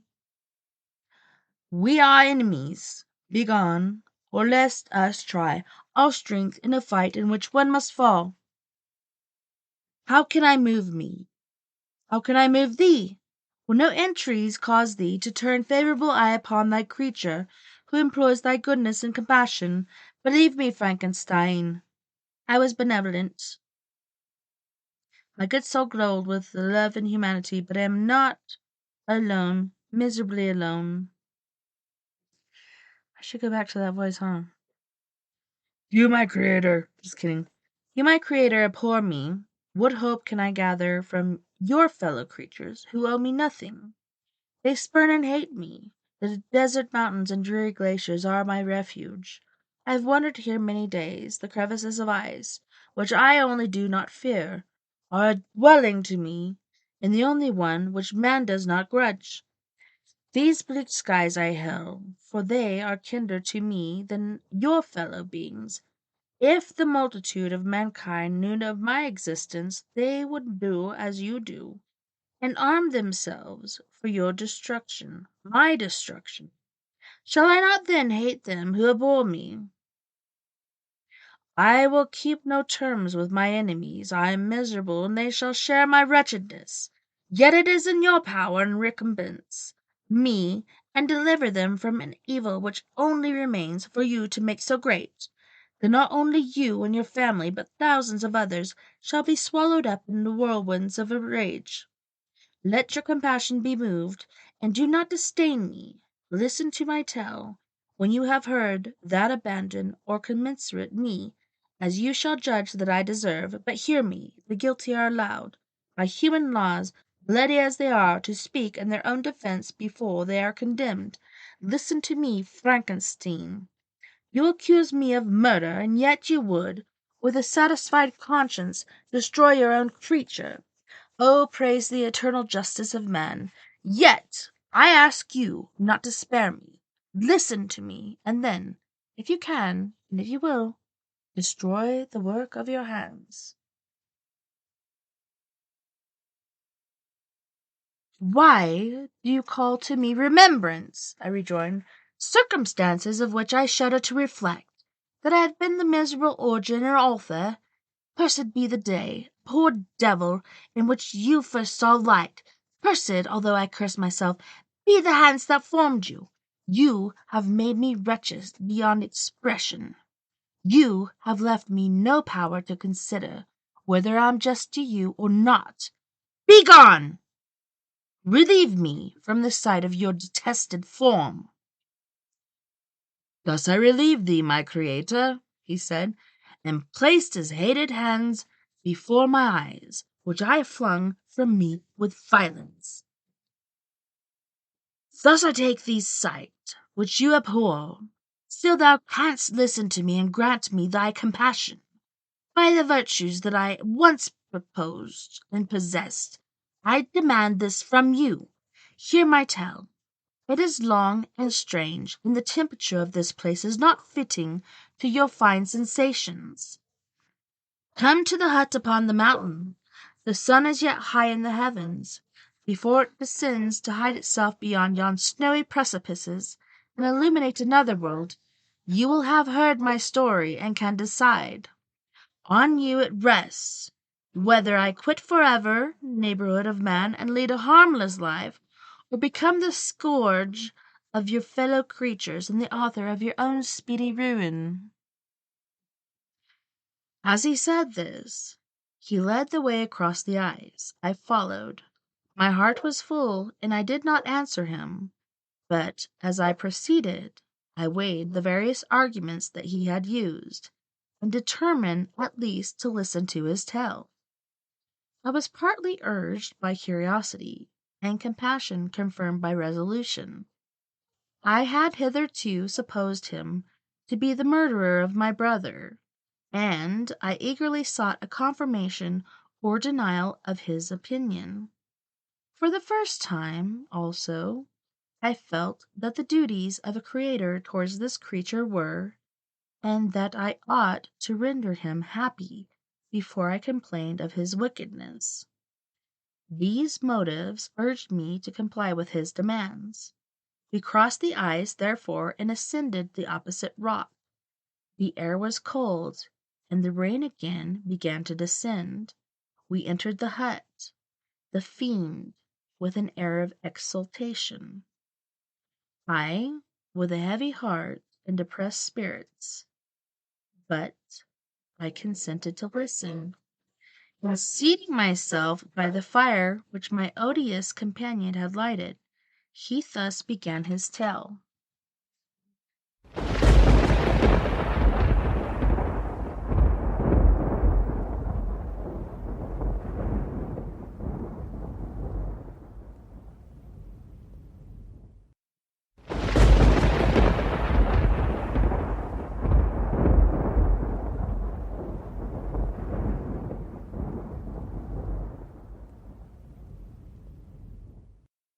On this note, boys and girls, we go to our second music break.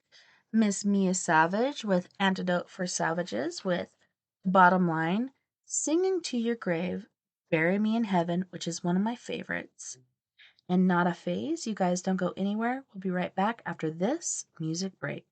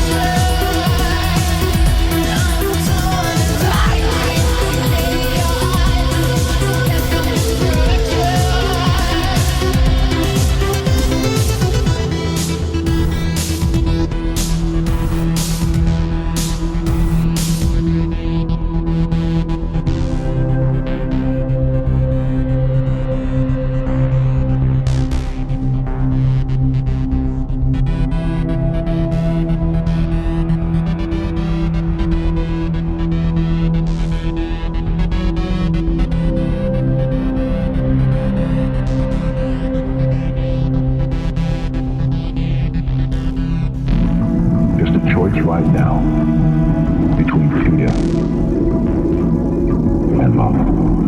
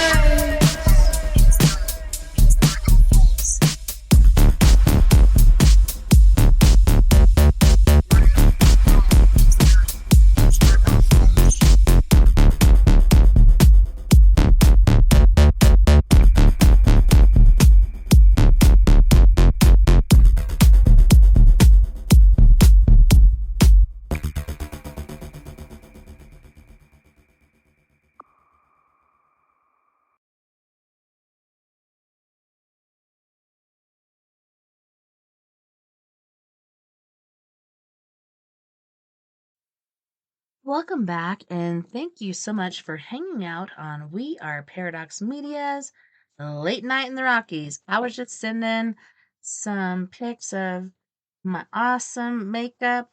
Okay, so the only costume I'm wearing tonight is my Scary Movies and Chill t-shirt, and it's got the Scream mask with a knife popping out of the TV, and it says horror in a little circle in the right hand corner, but my hair is very voluptuous and my makeup is most definitive, and I have blood rolling out of my mouth hole. So, yeah, it's amazing that I am able to read these stories to you this evening.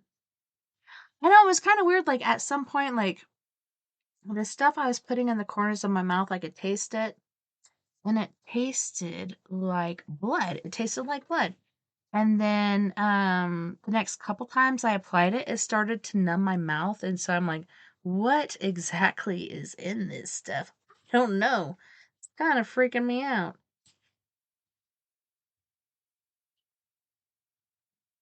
But on that note, we are going to Reddit. Let's see, where exactly are we? So there's ghost stories, there are Halloween stories, and I saw that there was just recently a newer one added. This one's called Cotton the Clown, and it's by U _A_Hawaiian_shirt. I do love those Hawaiian shirts. Cotton the Clown. I woke to the sound of a bicycle horn, a ha honk, that seemed to echo around me. I blinked and lifted my head from the table, my head spinning and filled with fog. I tried to recollect where I was and how I got there, the pieces in my mind struggling to come together. I was trick-or-treating with my friends. We were only about an hour in, and then nothing. I tried to move and found that I couldn't. Each attempt was met with a sound of twisting rubber. I fought against it. The weight would stretch, but ultimately keep me in place. I looked around the darkness of the room, my head swimming with confusion. In front of me I heard a rip, followed by a squelching sound, like water hitting the floor. I tried to see it, but could only make out a little movement ahead. It sounded like someone was eating. "Hello?" I called out, hesitantly, wincing against the dark. The squishing stopped, and I heard the heavy scuff of shoes across the floor. A light flicked on, and the brightness filled the room. I was in what looked like a basement, and I was seated at a wooden table.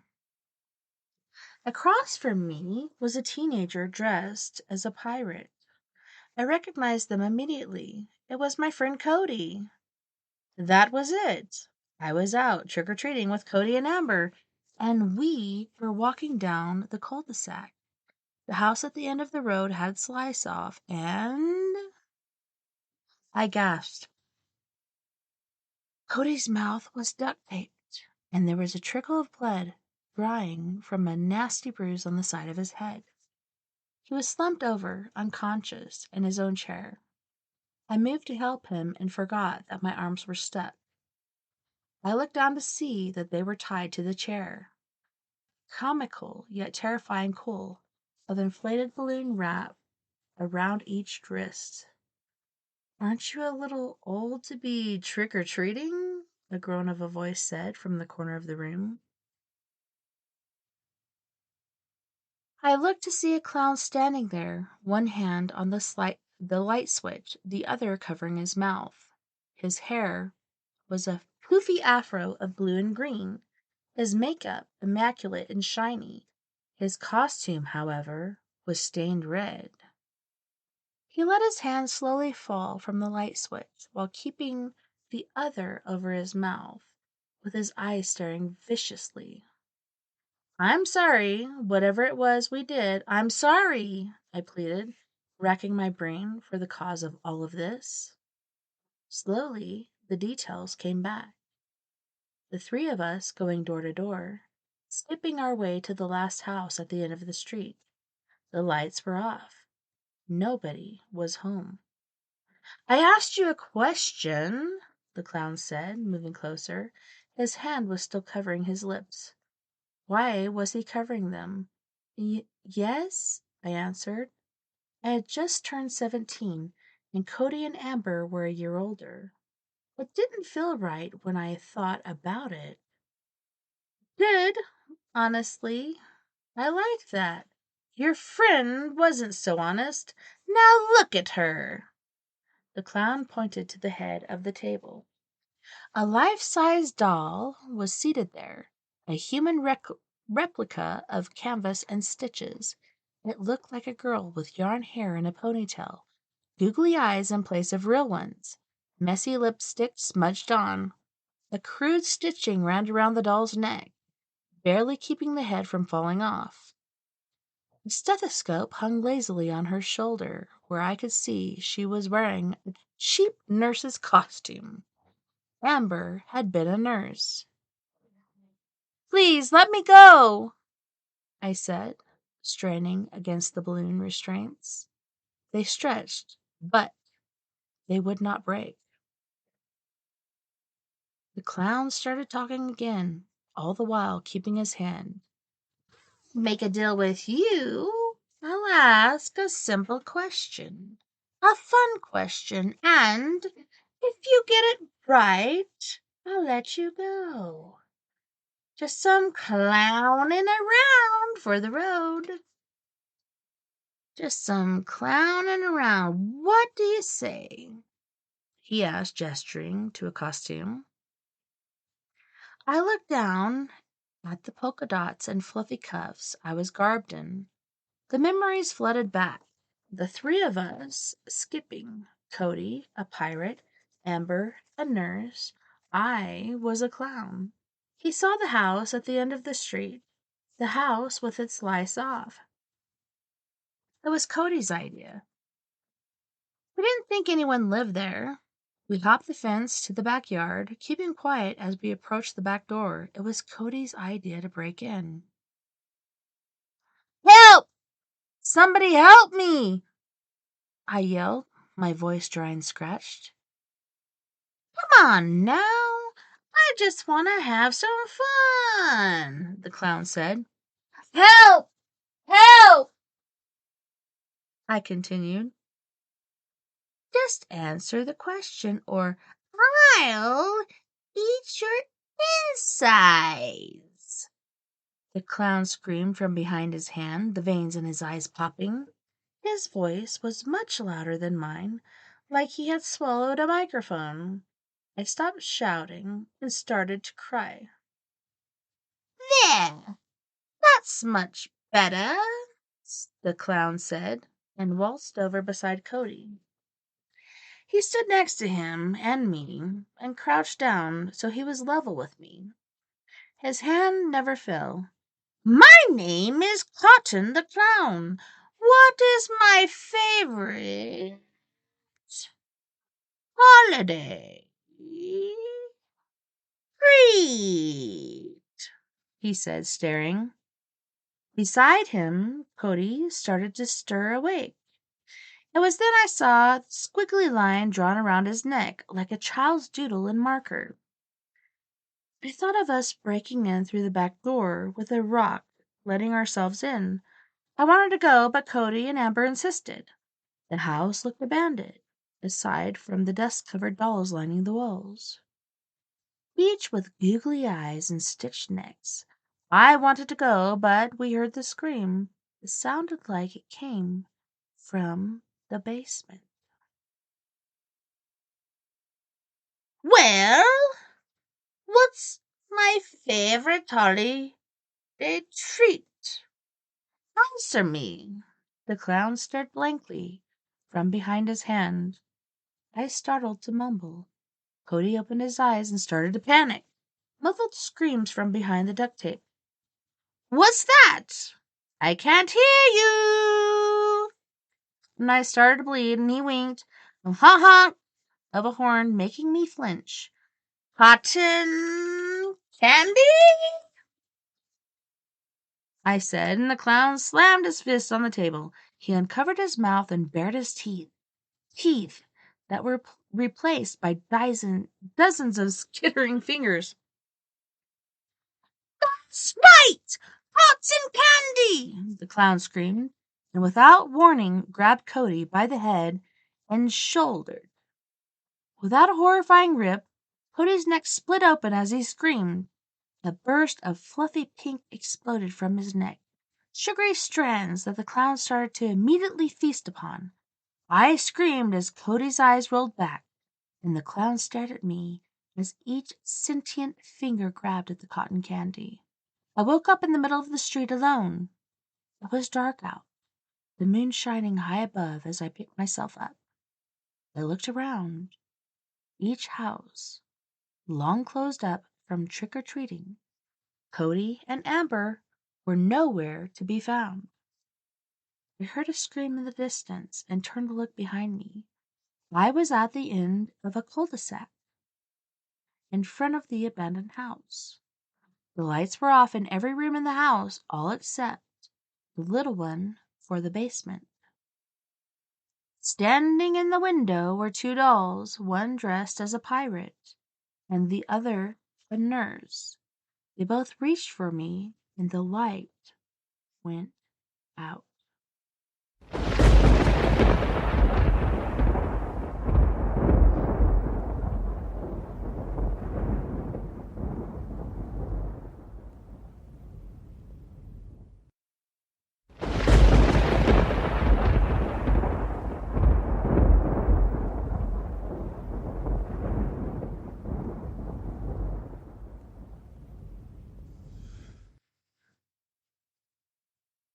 This one is by u/ULAPEKH.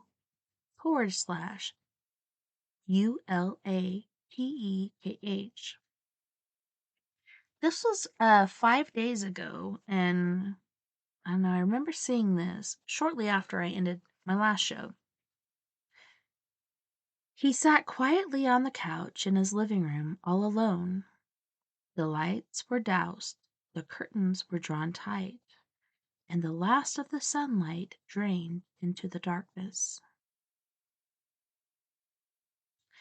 He could already hear excited sounds tore through his fleshlight broken glass, and he shuddered at their cold sting. It was starting. His paranoia gripped him tightly, making it difficult to breathe. He could almost feel clammy hands on his throat. But it was 2 hours before he could safely take more medication. The dates on the calendar inexorably marched through the seasons of the year, and finally, like an avalanche too big to dodge, it had arrived again. He dreaded this day. It never seemed to matter how hard he tried to hide. However, they would still come looking for him, expecting him to greet them cheerfully. But he had been in a state of mind to do that for years. He didn't know how to make his house look any less welcome, sort of a moat stocked with snapping alligators. He winced at the thought. No, that would probably just make them try harder. It started only seconds after the sun skulked over low hills. He twitched as he heard the unmistakable sounds of footsteps along the path of his door. Had he forgotten to lock the front gate? Or did they just have no respect for such obvious hints? He cringed as the footfalls reached the stairs to his porch. Time seemed to slow to a halt as he awaited the inevitable. There was a loud rapping at the door. "Trick or treat!" they all chimed in unison. He froze, hoping he hadn't made a sound. Several seconds later it repeated. Their voices seemed more mocking as the time before. Another pregnant pause followed. "I guess no one's home," he heard one voice say. "You know the rules." "Yep," a gruffer voice replied. "Take his house to the Stone Age." Oh, that was it. Being denied the sanctuary was one thing, but he wouldn't stand for mean-spirited vandalism. In a flash, he stood up, flipped the switch for the porch light, and flung open the door. "Don't you dare, you little monsters!" 4 startled faces stared with wild eyes. A witch, ghost, pirate, and zombie met his gaze. They were probably between the ages of 7 and 10. A thin smile crept over his lips. He had to admit they had done well with their costumes. But by their age, he was well into his unstoppable decline. Suddenly, they brightened up. "Trick or treat!" they called in unison. The witch waved her hand with a flourish. "Bibbidi bobbidi boo!" The ghost twiddled her hands as she wailed playfully.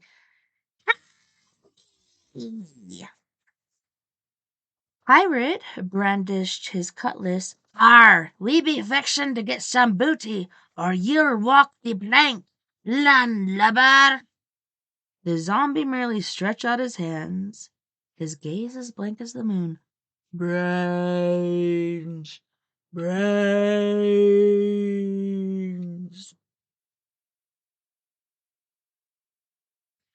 "I don't have any candy," he huffed.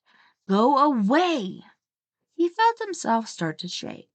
The terror was getting the best of him, at the worst possible time. Under his breath, he strove to assure himself that they were just kids.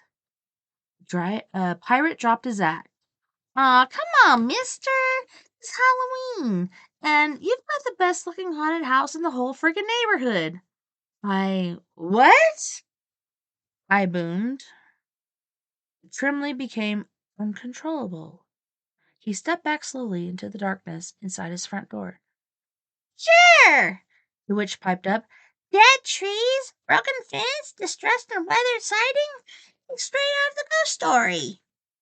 His rage and humiliation boiled over.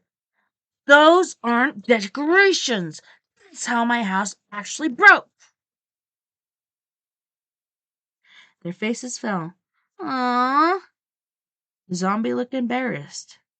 "Well, we really liked it. We didn't mean nothing by it." "Well, there's no candy for you here," he growled, "so you'd better just leave." "You have to have some candy in your house," the ghost trilled. "Of course I do," he snapped, "but it's not for you." The witch looked at him with forlorn eyes. "Not even a little?" "No!" he thundered. "Now go away!" Kids exchanged knowing glances. "He won't give us any candy," the pirate observed. The zombie shrugged. "You know the rules." His eyes opened wide as the witch, though remaining the same height, suddenly looked far older and more wrinkled. Her face curled into a vicious sneer as her hand whipped and cut through the air. "Bippity boppity boo!" she screeched. He felt himself fall to the floor and land on his back, finding himself unable to move. Glancing around wildly, he realized his arms and legs had vanished. "What have you done to me?" he shouted. A piercing agony erupted from his belly. The pirate stood over him, grinning evilly, his clothes tattered and warmed, his cutlass sharp and polished. The tip of its blade ran up his torso with sickening efficiency. Pain unbearable, his screams silenced by sensory overload. The pirate's raspy voice hit him like a sodded yardarm. "Dar be booty in here, mateys." The zombie had knelt at his side. In a flash, teeth locked onto his skull and bit through. The pain didn't quite manage to block out the disgusting sensation of rotting flesh and leaking infection. "Brains!" It cheered as it took a few more bites. The ghost floated over him and into his house, her sepulchral wail blotting out all other sounds. "I could haunt this place for eternity!" With the last remaining shreds of consciousness, he watched the three monsters, their juvenile disguises now futile, stroll triumphantly away from his front door. He managed a grim smile as he realized that all his psychiatrist had been wrong. He wasn't paranoid, and he had never been crazy. He had simply realized a truth that no one else dared confront. His last words blurred from his lips. I was right all along. Th- th-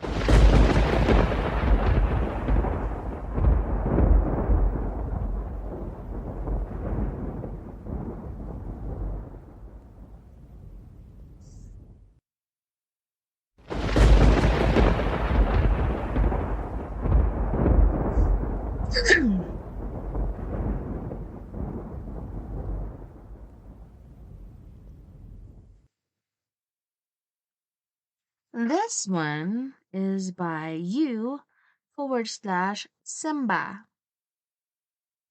I was born smiling. No, really. I slid out of my mother's womb, covered in a slime of blood. While the other babies around me erupted into wails a few minutes later, I was laughing, and smiling. As I grew up, I wondered why I was the only one who smiled at the time. Everybody else was so volatile. They screamed, they wailed, they threw tantrums. Even the adults had their limits, and sometimes they got even angrier when they had too much to drink. I was hit all the time. I was even bullied in school for smiling too much. "Freak!" they said. But I never complained. I kept on smiling and laughing. Can other people smile too? I asked myself that question all the time. Then I decided it was my calling to make them smile. After all, it was best to be happy, wasn't it? I started with Jack. He was never a happy boy. His family beat him, I think. At school, he would sit down at the lunch table and stare at his food, his hoodie over his head. I did everything to make Jack smile. I told him jokes, I pulled pranks, but, Jack would just stare back at me with nothing in his eyes. He was a hopeless case, pun intended. So I decided that desperate times called for desperate measures. I invited him to my house one day. He agreed readily. I think that he was willing to be away from his family for once. Then I knocked him out with some sleeping pills that I mixed with his cola. Once he was asleep and secured to my bed, I got to work. It was all a matter of knife work. I was very pleased with my results. I widened his mouth with my knife, twisted both ends upwards into a thin smile. Jack looked a bit like a vampire, with blood splattering his face and dripping down on the bed sheets, but it was just a side effect of my genius. When Jack woke up and looked into my bedroom mirror, he screamed. I took that as a thank you, and he rushed out the door and never came back, but I didn't mind. He was smiling now. That was all that mattered, right? After him, I took my knife to school and began my life's work. People tried to run away, and I just didn't get it. Smiling is good, right? Being happy is good. I was trying to make their lives better. I was trying to make them happy. I was doing God's work. If you smile, the whole world will light up for you. Now everybody understands, and everybody is smiling. Except for you. You're always frowning all the time. Why? There's so much in the world to laugh and smile about. But don't worry, I'm here. Don't struggle. You'll only make things work. Just relax. And I promise, you'll be smiling in no time. Get over here. Come on. Come on, get over here.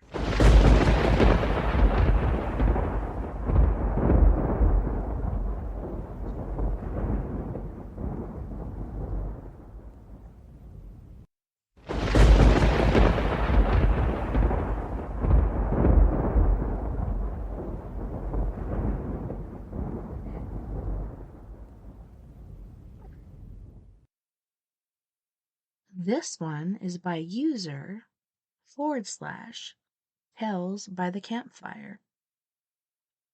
This is called The Back Seat. Oh, yeah. It was mid-December, and it was snowing hard. We lived close to the Pocono Mountains and are used to tons of snow. I was leaving work early that day. I completed all my projects early that morning, and my boss allowed me to leave early to beat the snow. I was driving down the freeway when I noticed a car pulled over on the shoulder. The car hood was up, and a man was under it. It was 1 week till Christmas, and I was in a jolly spirit. I decided to pull over and see if I could help the man before it started to snow hard. I pulled over to the shoulder and got out of my car. The man was extremely grateful that I stopped to help. He said he'd be stuck out there for an hour and people just kept driving by. I told him I was happy to help with whatever I could. The man explained that his battery died and that he needed a jump. I took out my jumper cables and went to work. As we were waiting for the battery to start up, I noticed the back seat of the man's car, a huge pile of something. Blankets were thrown over the massive pile in the back, and if I was correct, there were damp spots in the blanket as if something was seeping through. I had no reason to feel any negativity for the situation, but alarm bells started going off inside my head. I looked at the man again. He was a short, middle-aged man, balding at the top, and he wore a pair of thick glasses. If we had to fight, I know I could destroy him. So I'm not sure where his negative feeling was coming from. When the man's battery finally started, he shook my hand hard and thanked me over and over. He even tipped me $100. I tried to tell him no, but he insisted I keep it. He said that I have no idea how much I helped him. I told him, no problem, got back into my car and went on my way, but that strange feeling inside my stomach, it really never left me. So later on that night, I was at home watching the football game, having a few beers. It was halftime, so I began scrolling through some channels. I stopped on the news to see the snow was continuing into tomorrow. But as I switched the channel, the news anchor was explaining a breaking story. According to an anchor, a local man in the area was arrested for trying to bury over 7 bodies in a nearby patch of woods. There was on-scene cameraman at the location. They had apprehended the suspect at the scene of the crime. My jaw dropped. The man who was sitting in the back of the police car was the guy I helped earlier that day. The camera panned over to 7 bodies, all covered with dark blankets. The news anchor reported that these bodies were in the back of the man's car. He was driving them to a ditch to bury them. A pounding wave of nausea hit me. I had helped a man who was burying dead bodies, and he even paid me. My body felt numb, and what freaked me out the most was what I saw in the back of his car were indeed dead bodies. Dead bodies that he was trying to dispose of. It's crazy to think how he seemed like an ordinary, normal man, but was capable of such monstrosities.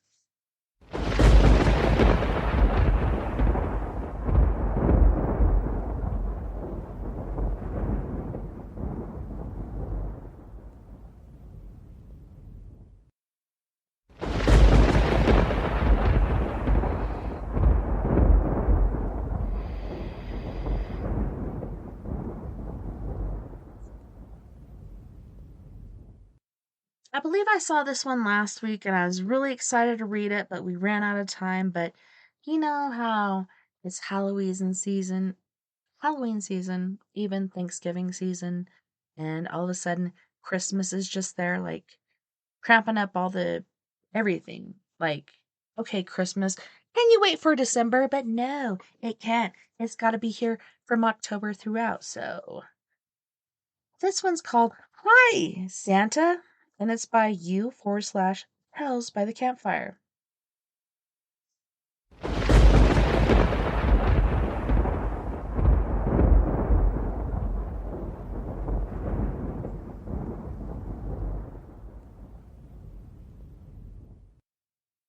It was a Saturday night in mid-December.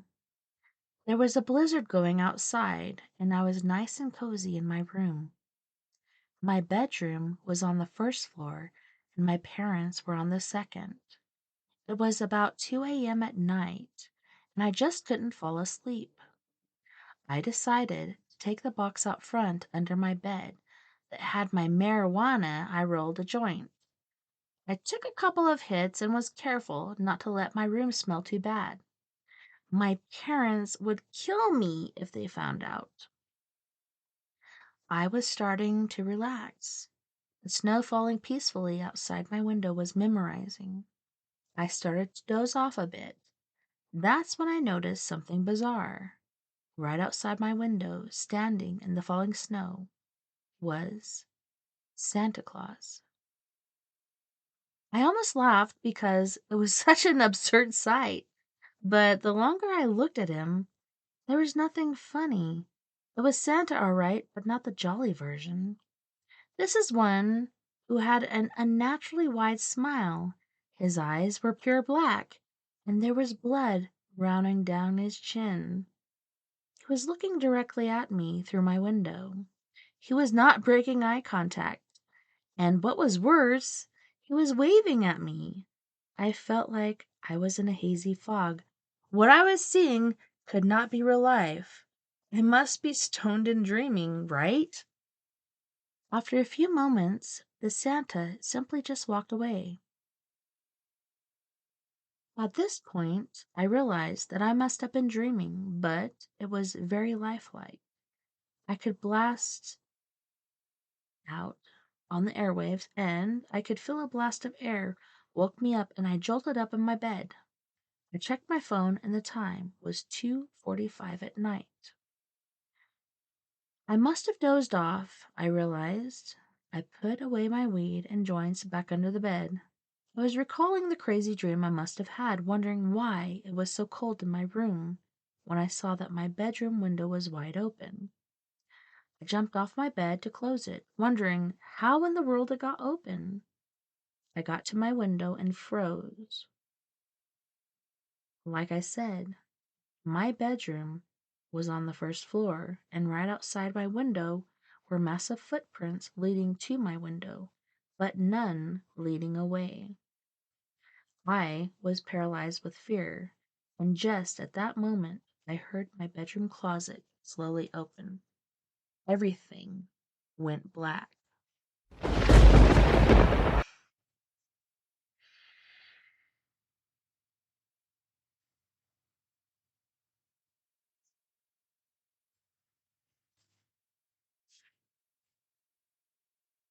I just lost it. I pressed the wrong button. Come on, Santa Claus. Let's go to Halloween stories. Did we do Cotton the Clown? Yes, I believe we did. Cotton the Clown. Yep, I liked it. How do we go to there? It's just sending me back to original ones. So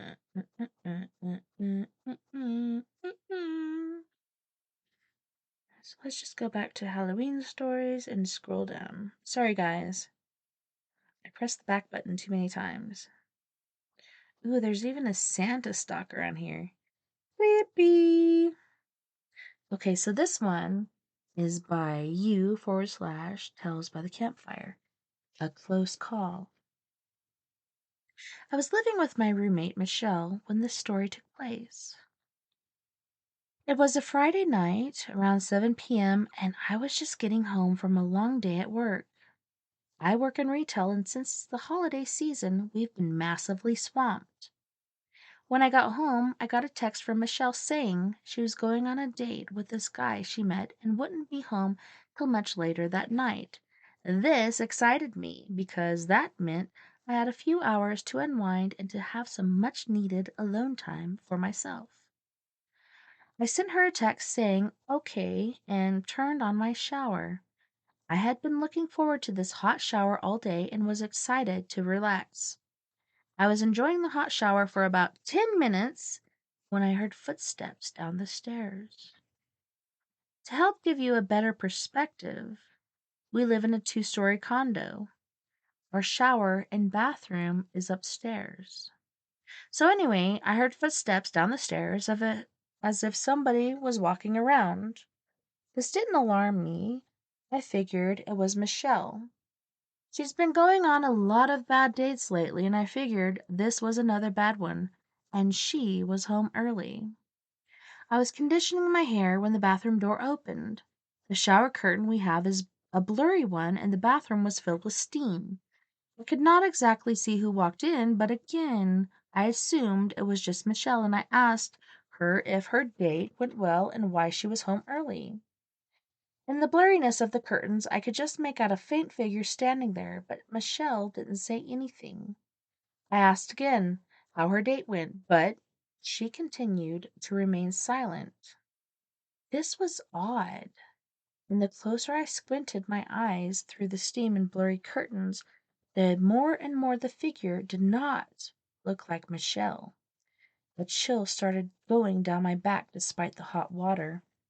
The energy in the room was changing.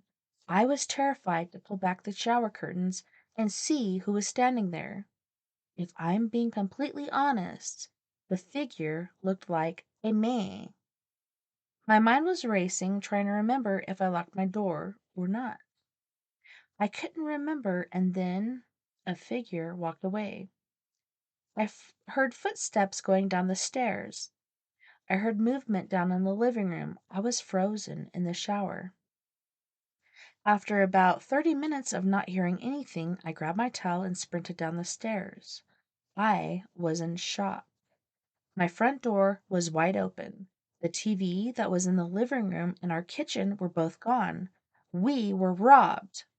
I called the police immediately and made a report. They were never caught, but if I had one positive thing to dwell on, it's that whoever robbed us didn't harm me. It's unsettling knowing that we're mere feet in front of me and could have done God only knows what to me, but chose not to. Stay safe out there, guys, especially this holiday season.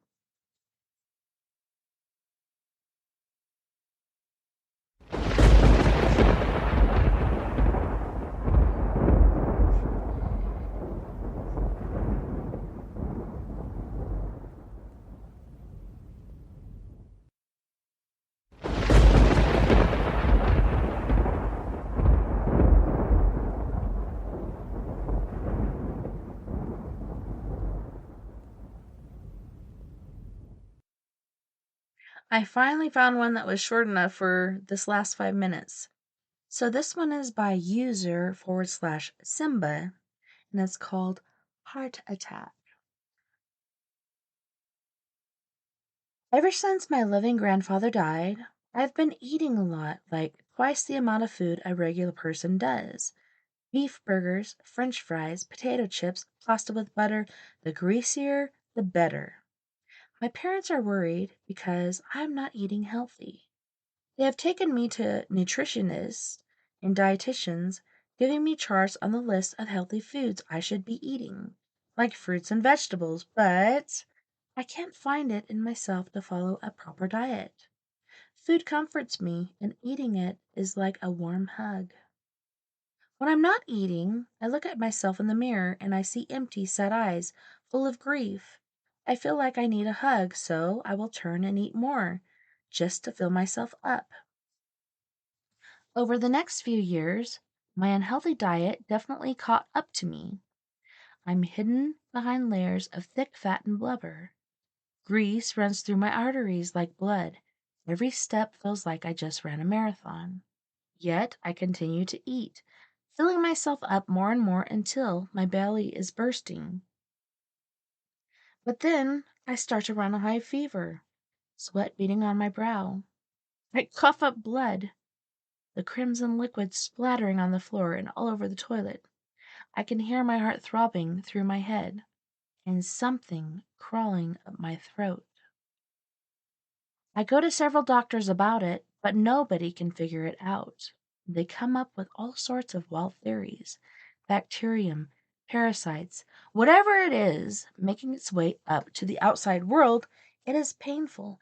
It claws, it scratches, and in bed, when the silence is still the deep, I can hear it howling away in my head.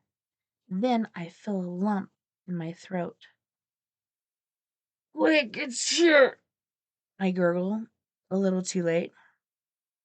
First comes the blood cascading out of my mouth in a thick, gloopy waterfall. Then it falls out like a little red sea slug. I gaze down at my own heart, fat and juicy, the blood vessels still clogged up with grease. It has thin, spirally legs and sharp claws.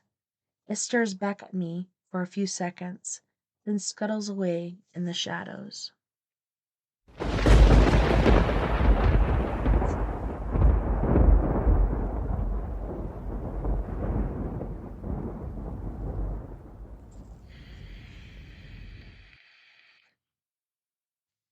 Well, boys and girls, it looks like it is the end of our time on We Are Paraddox Medias Late Night in Rockies. Thank you so much for hanging out with me tonight on Story Time with me, TessaTNT, on We Are Paraddox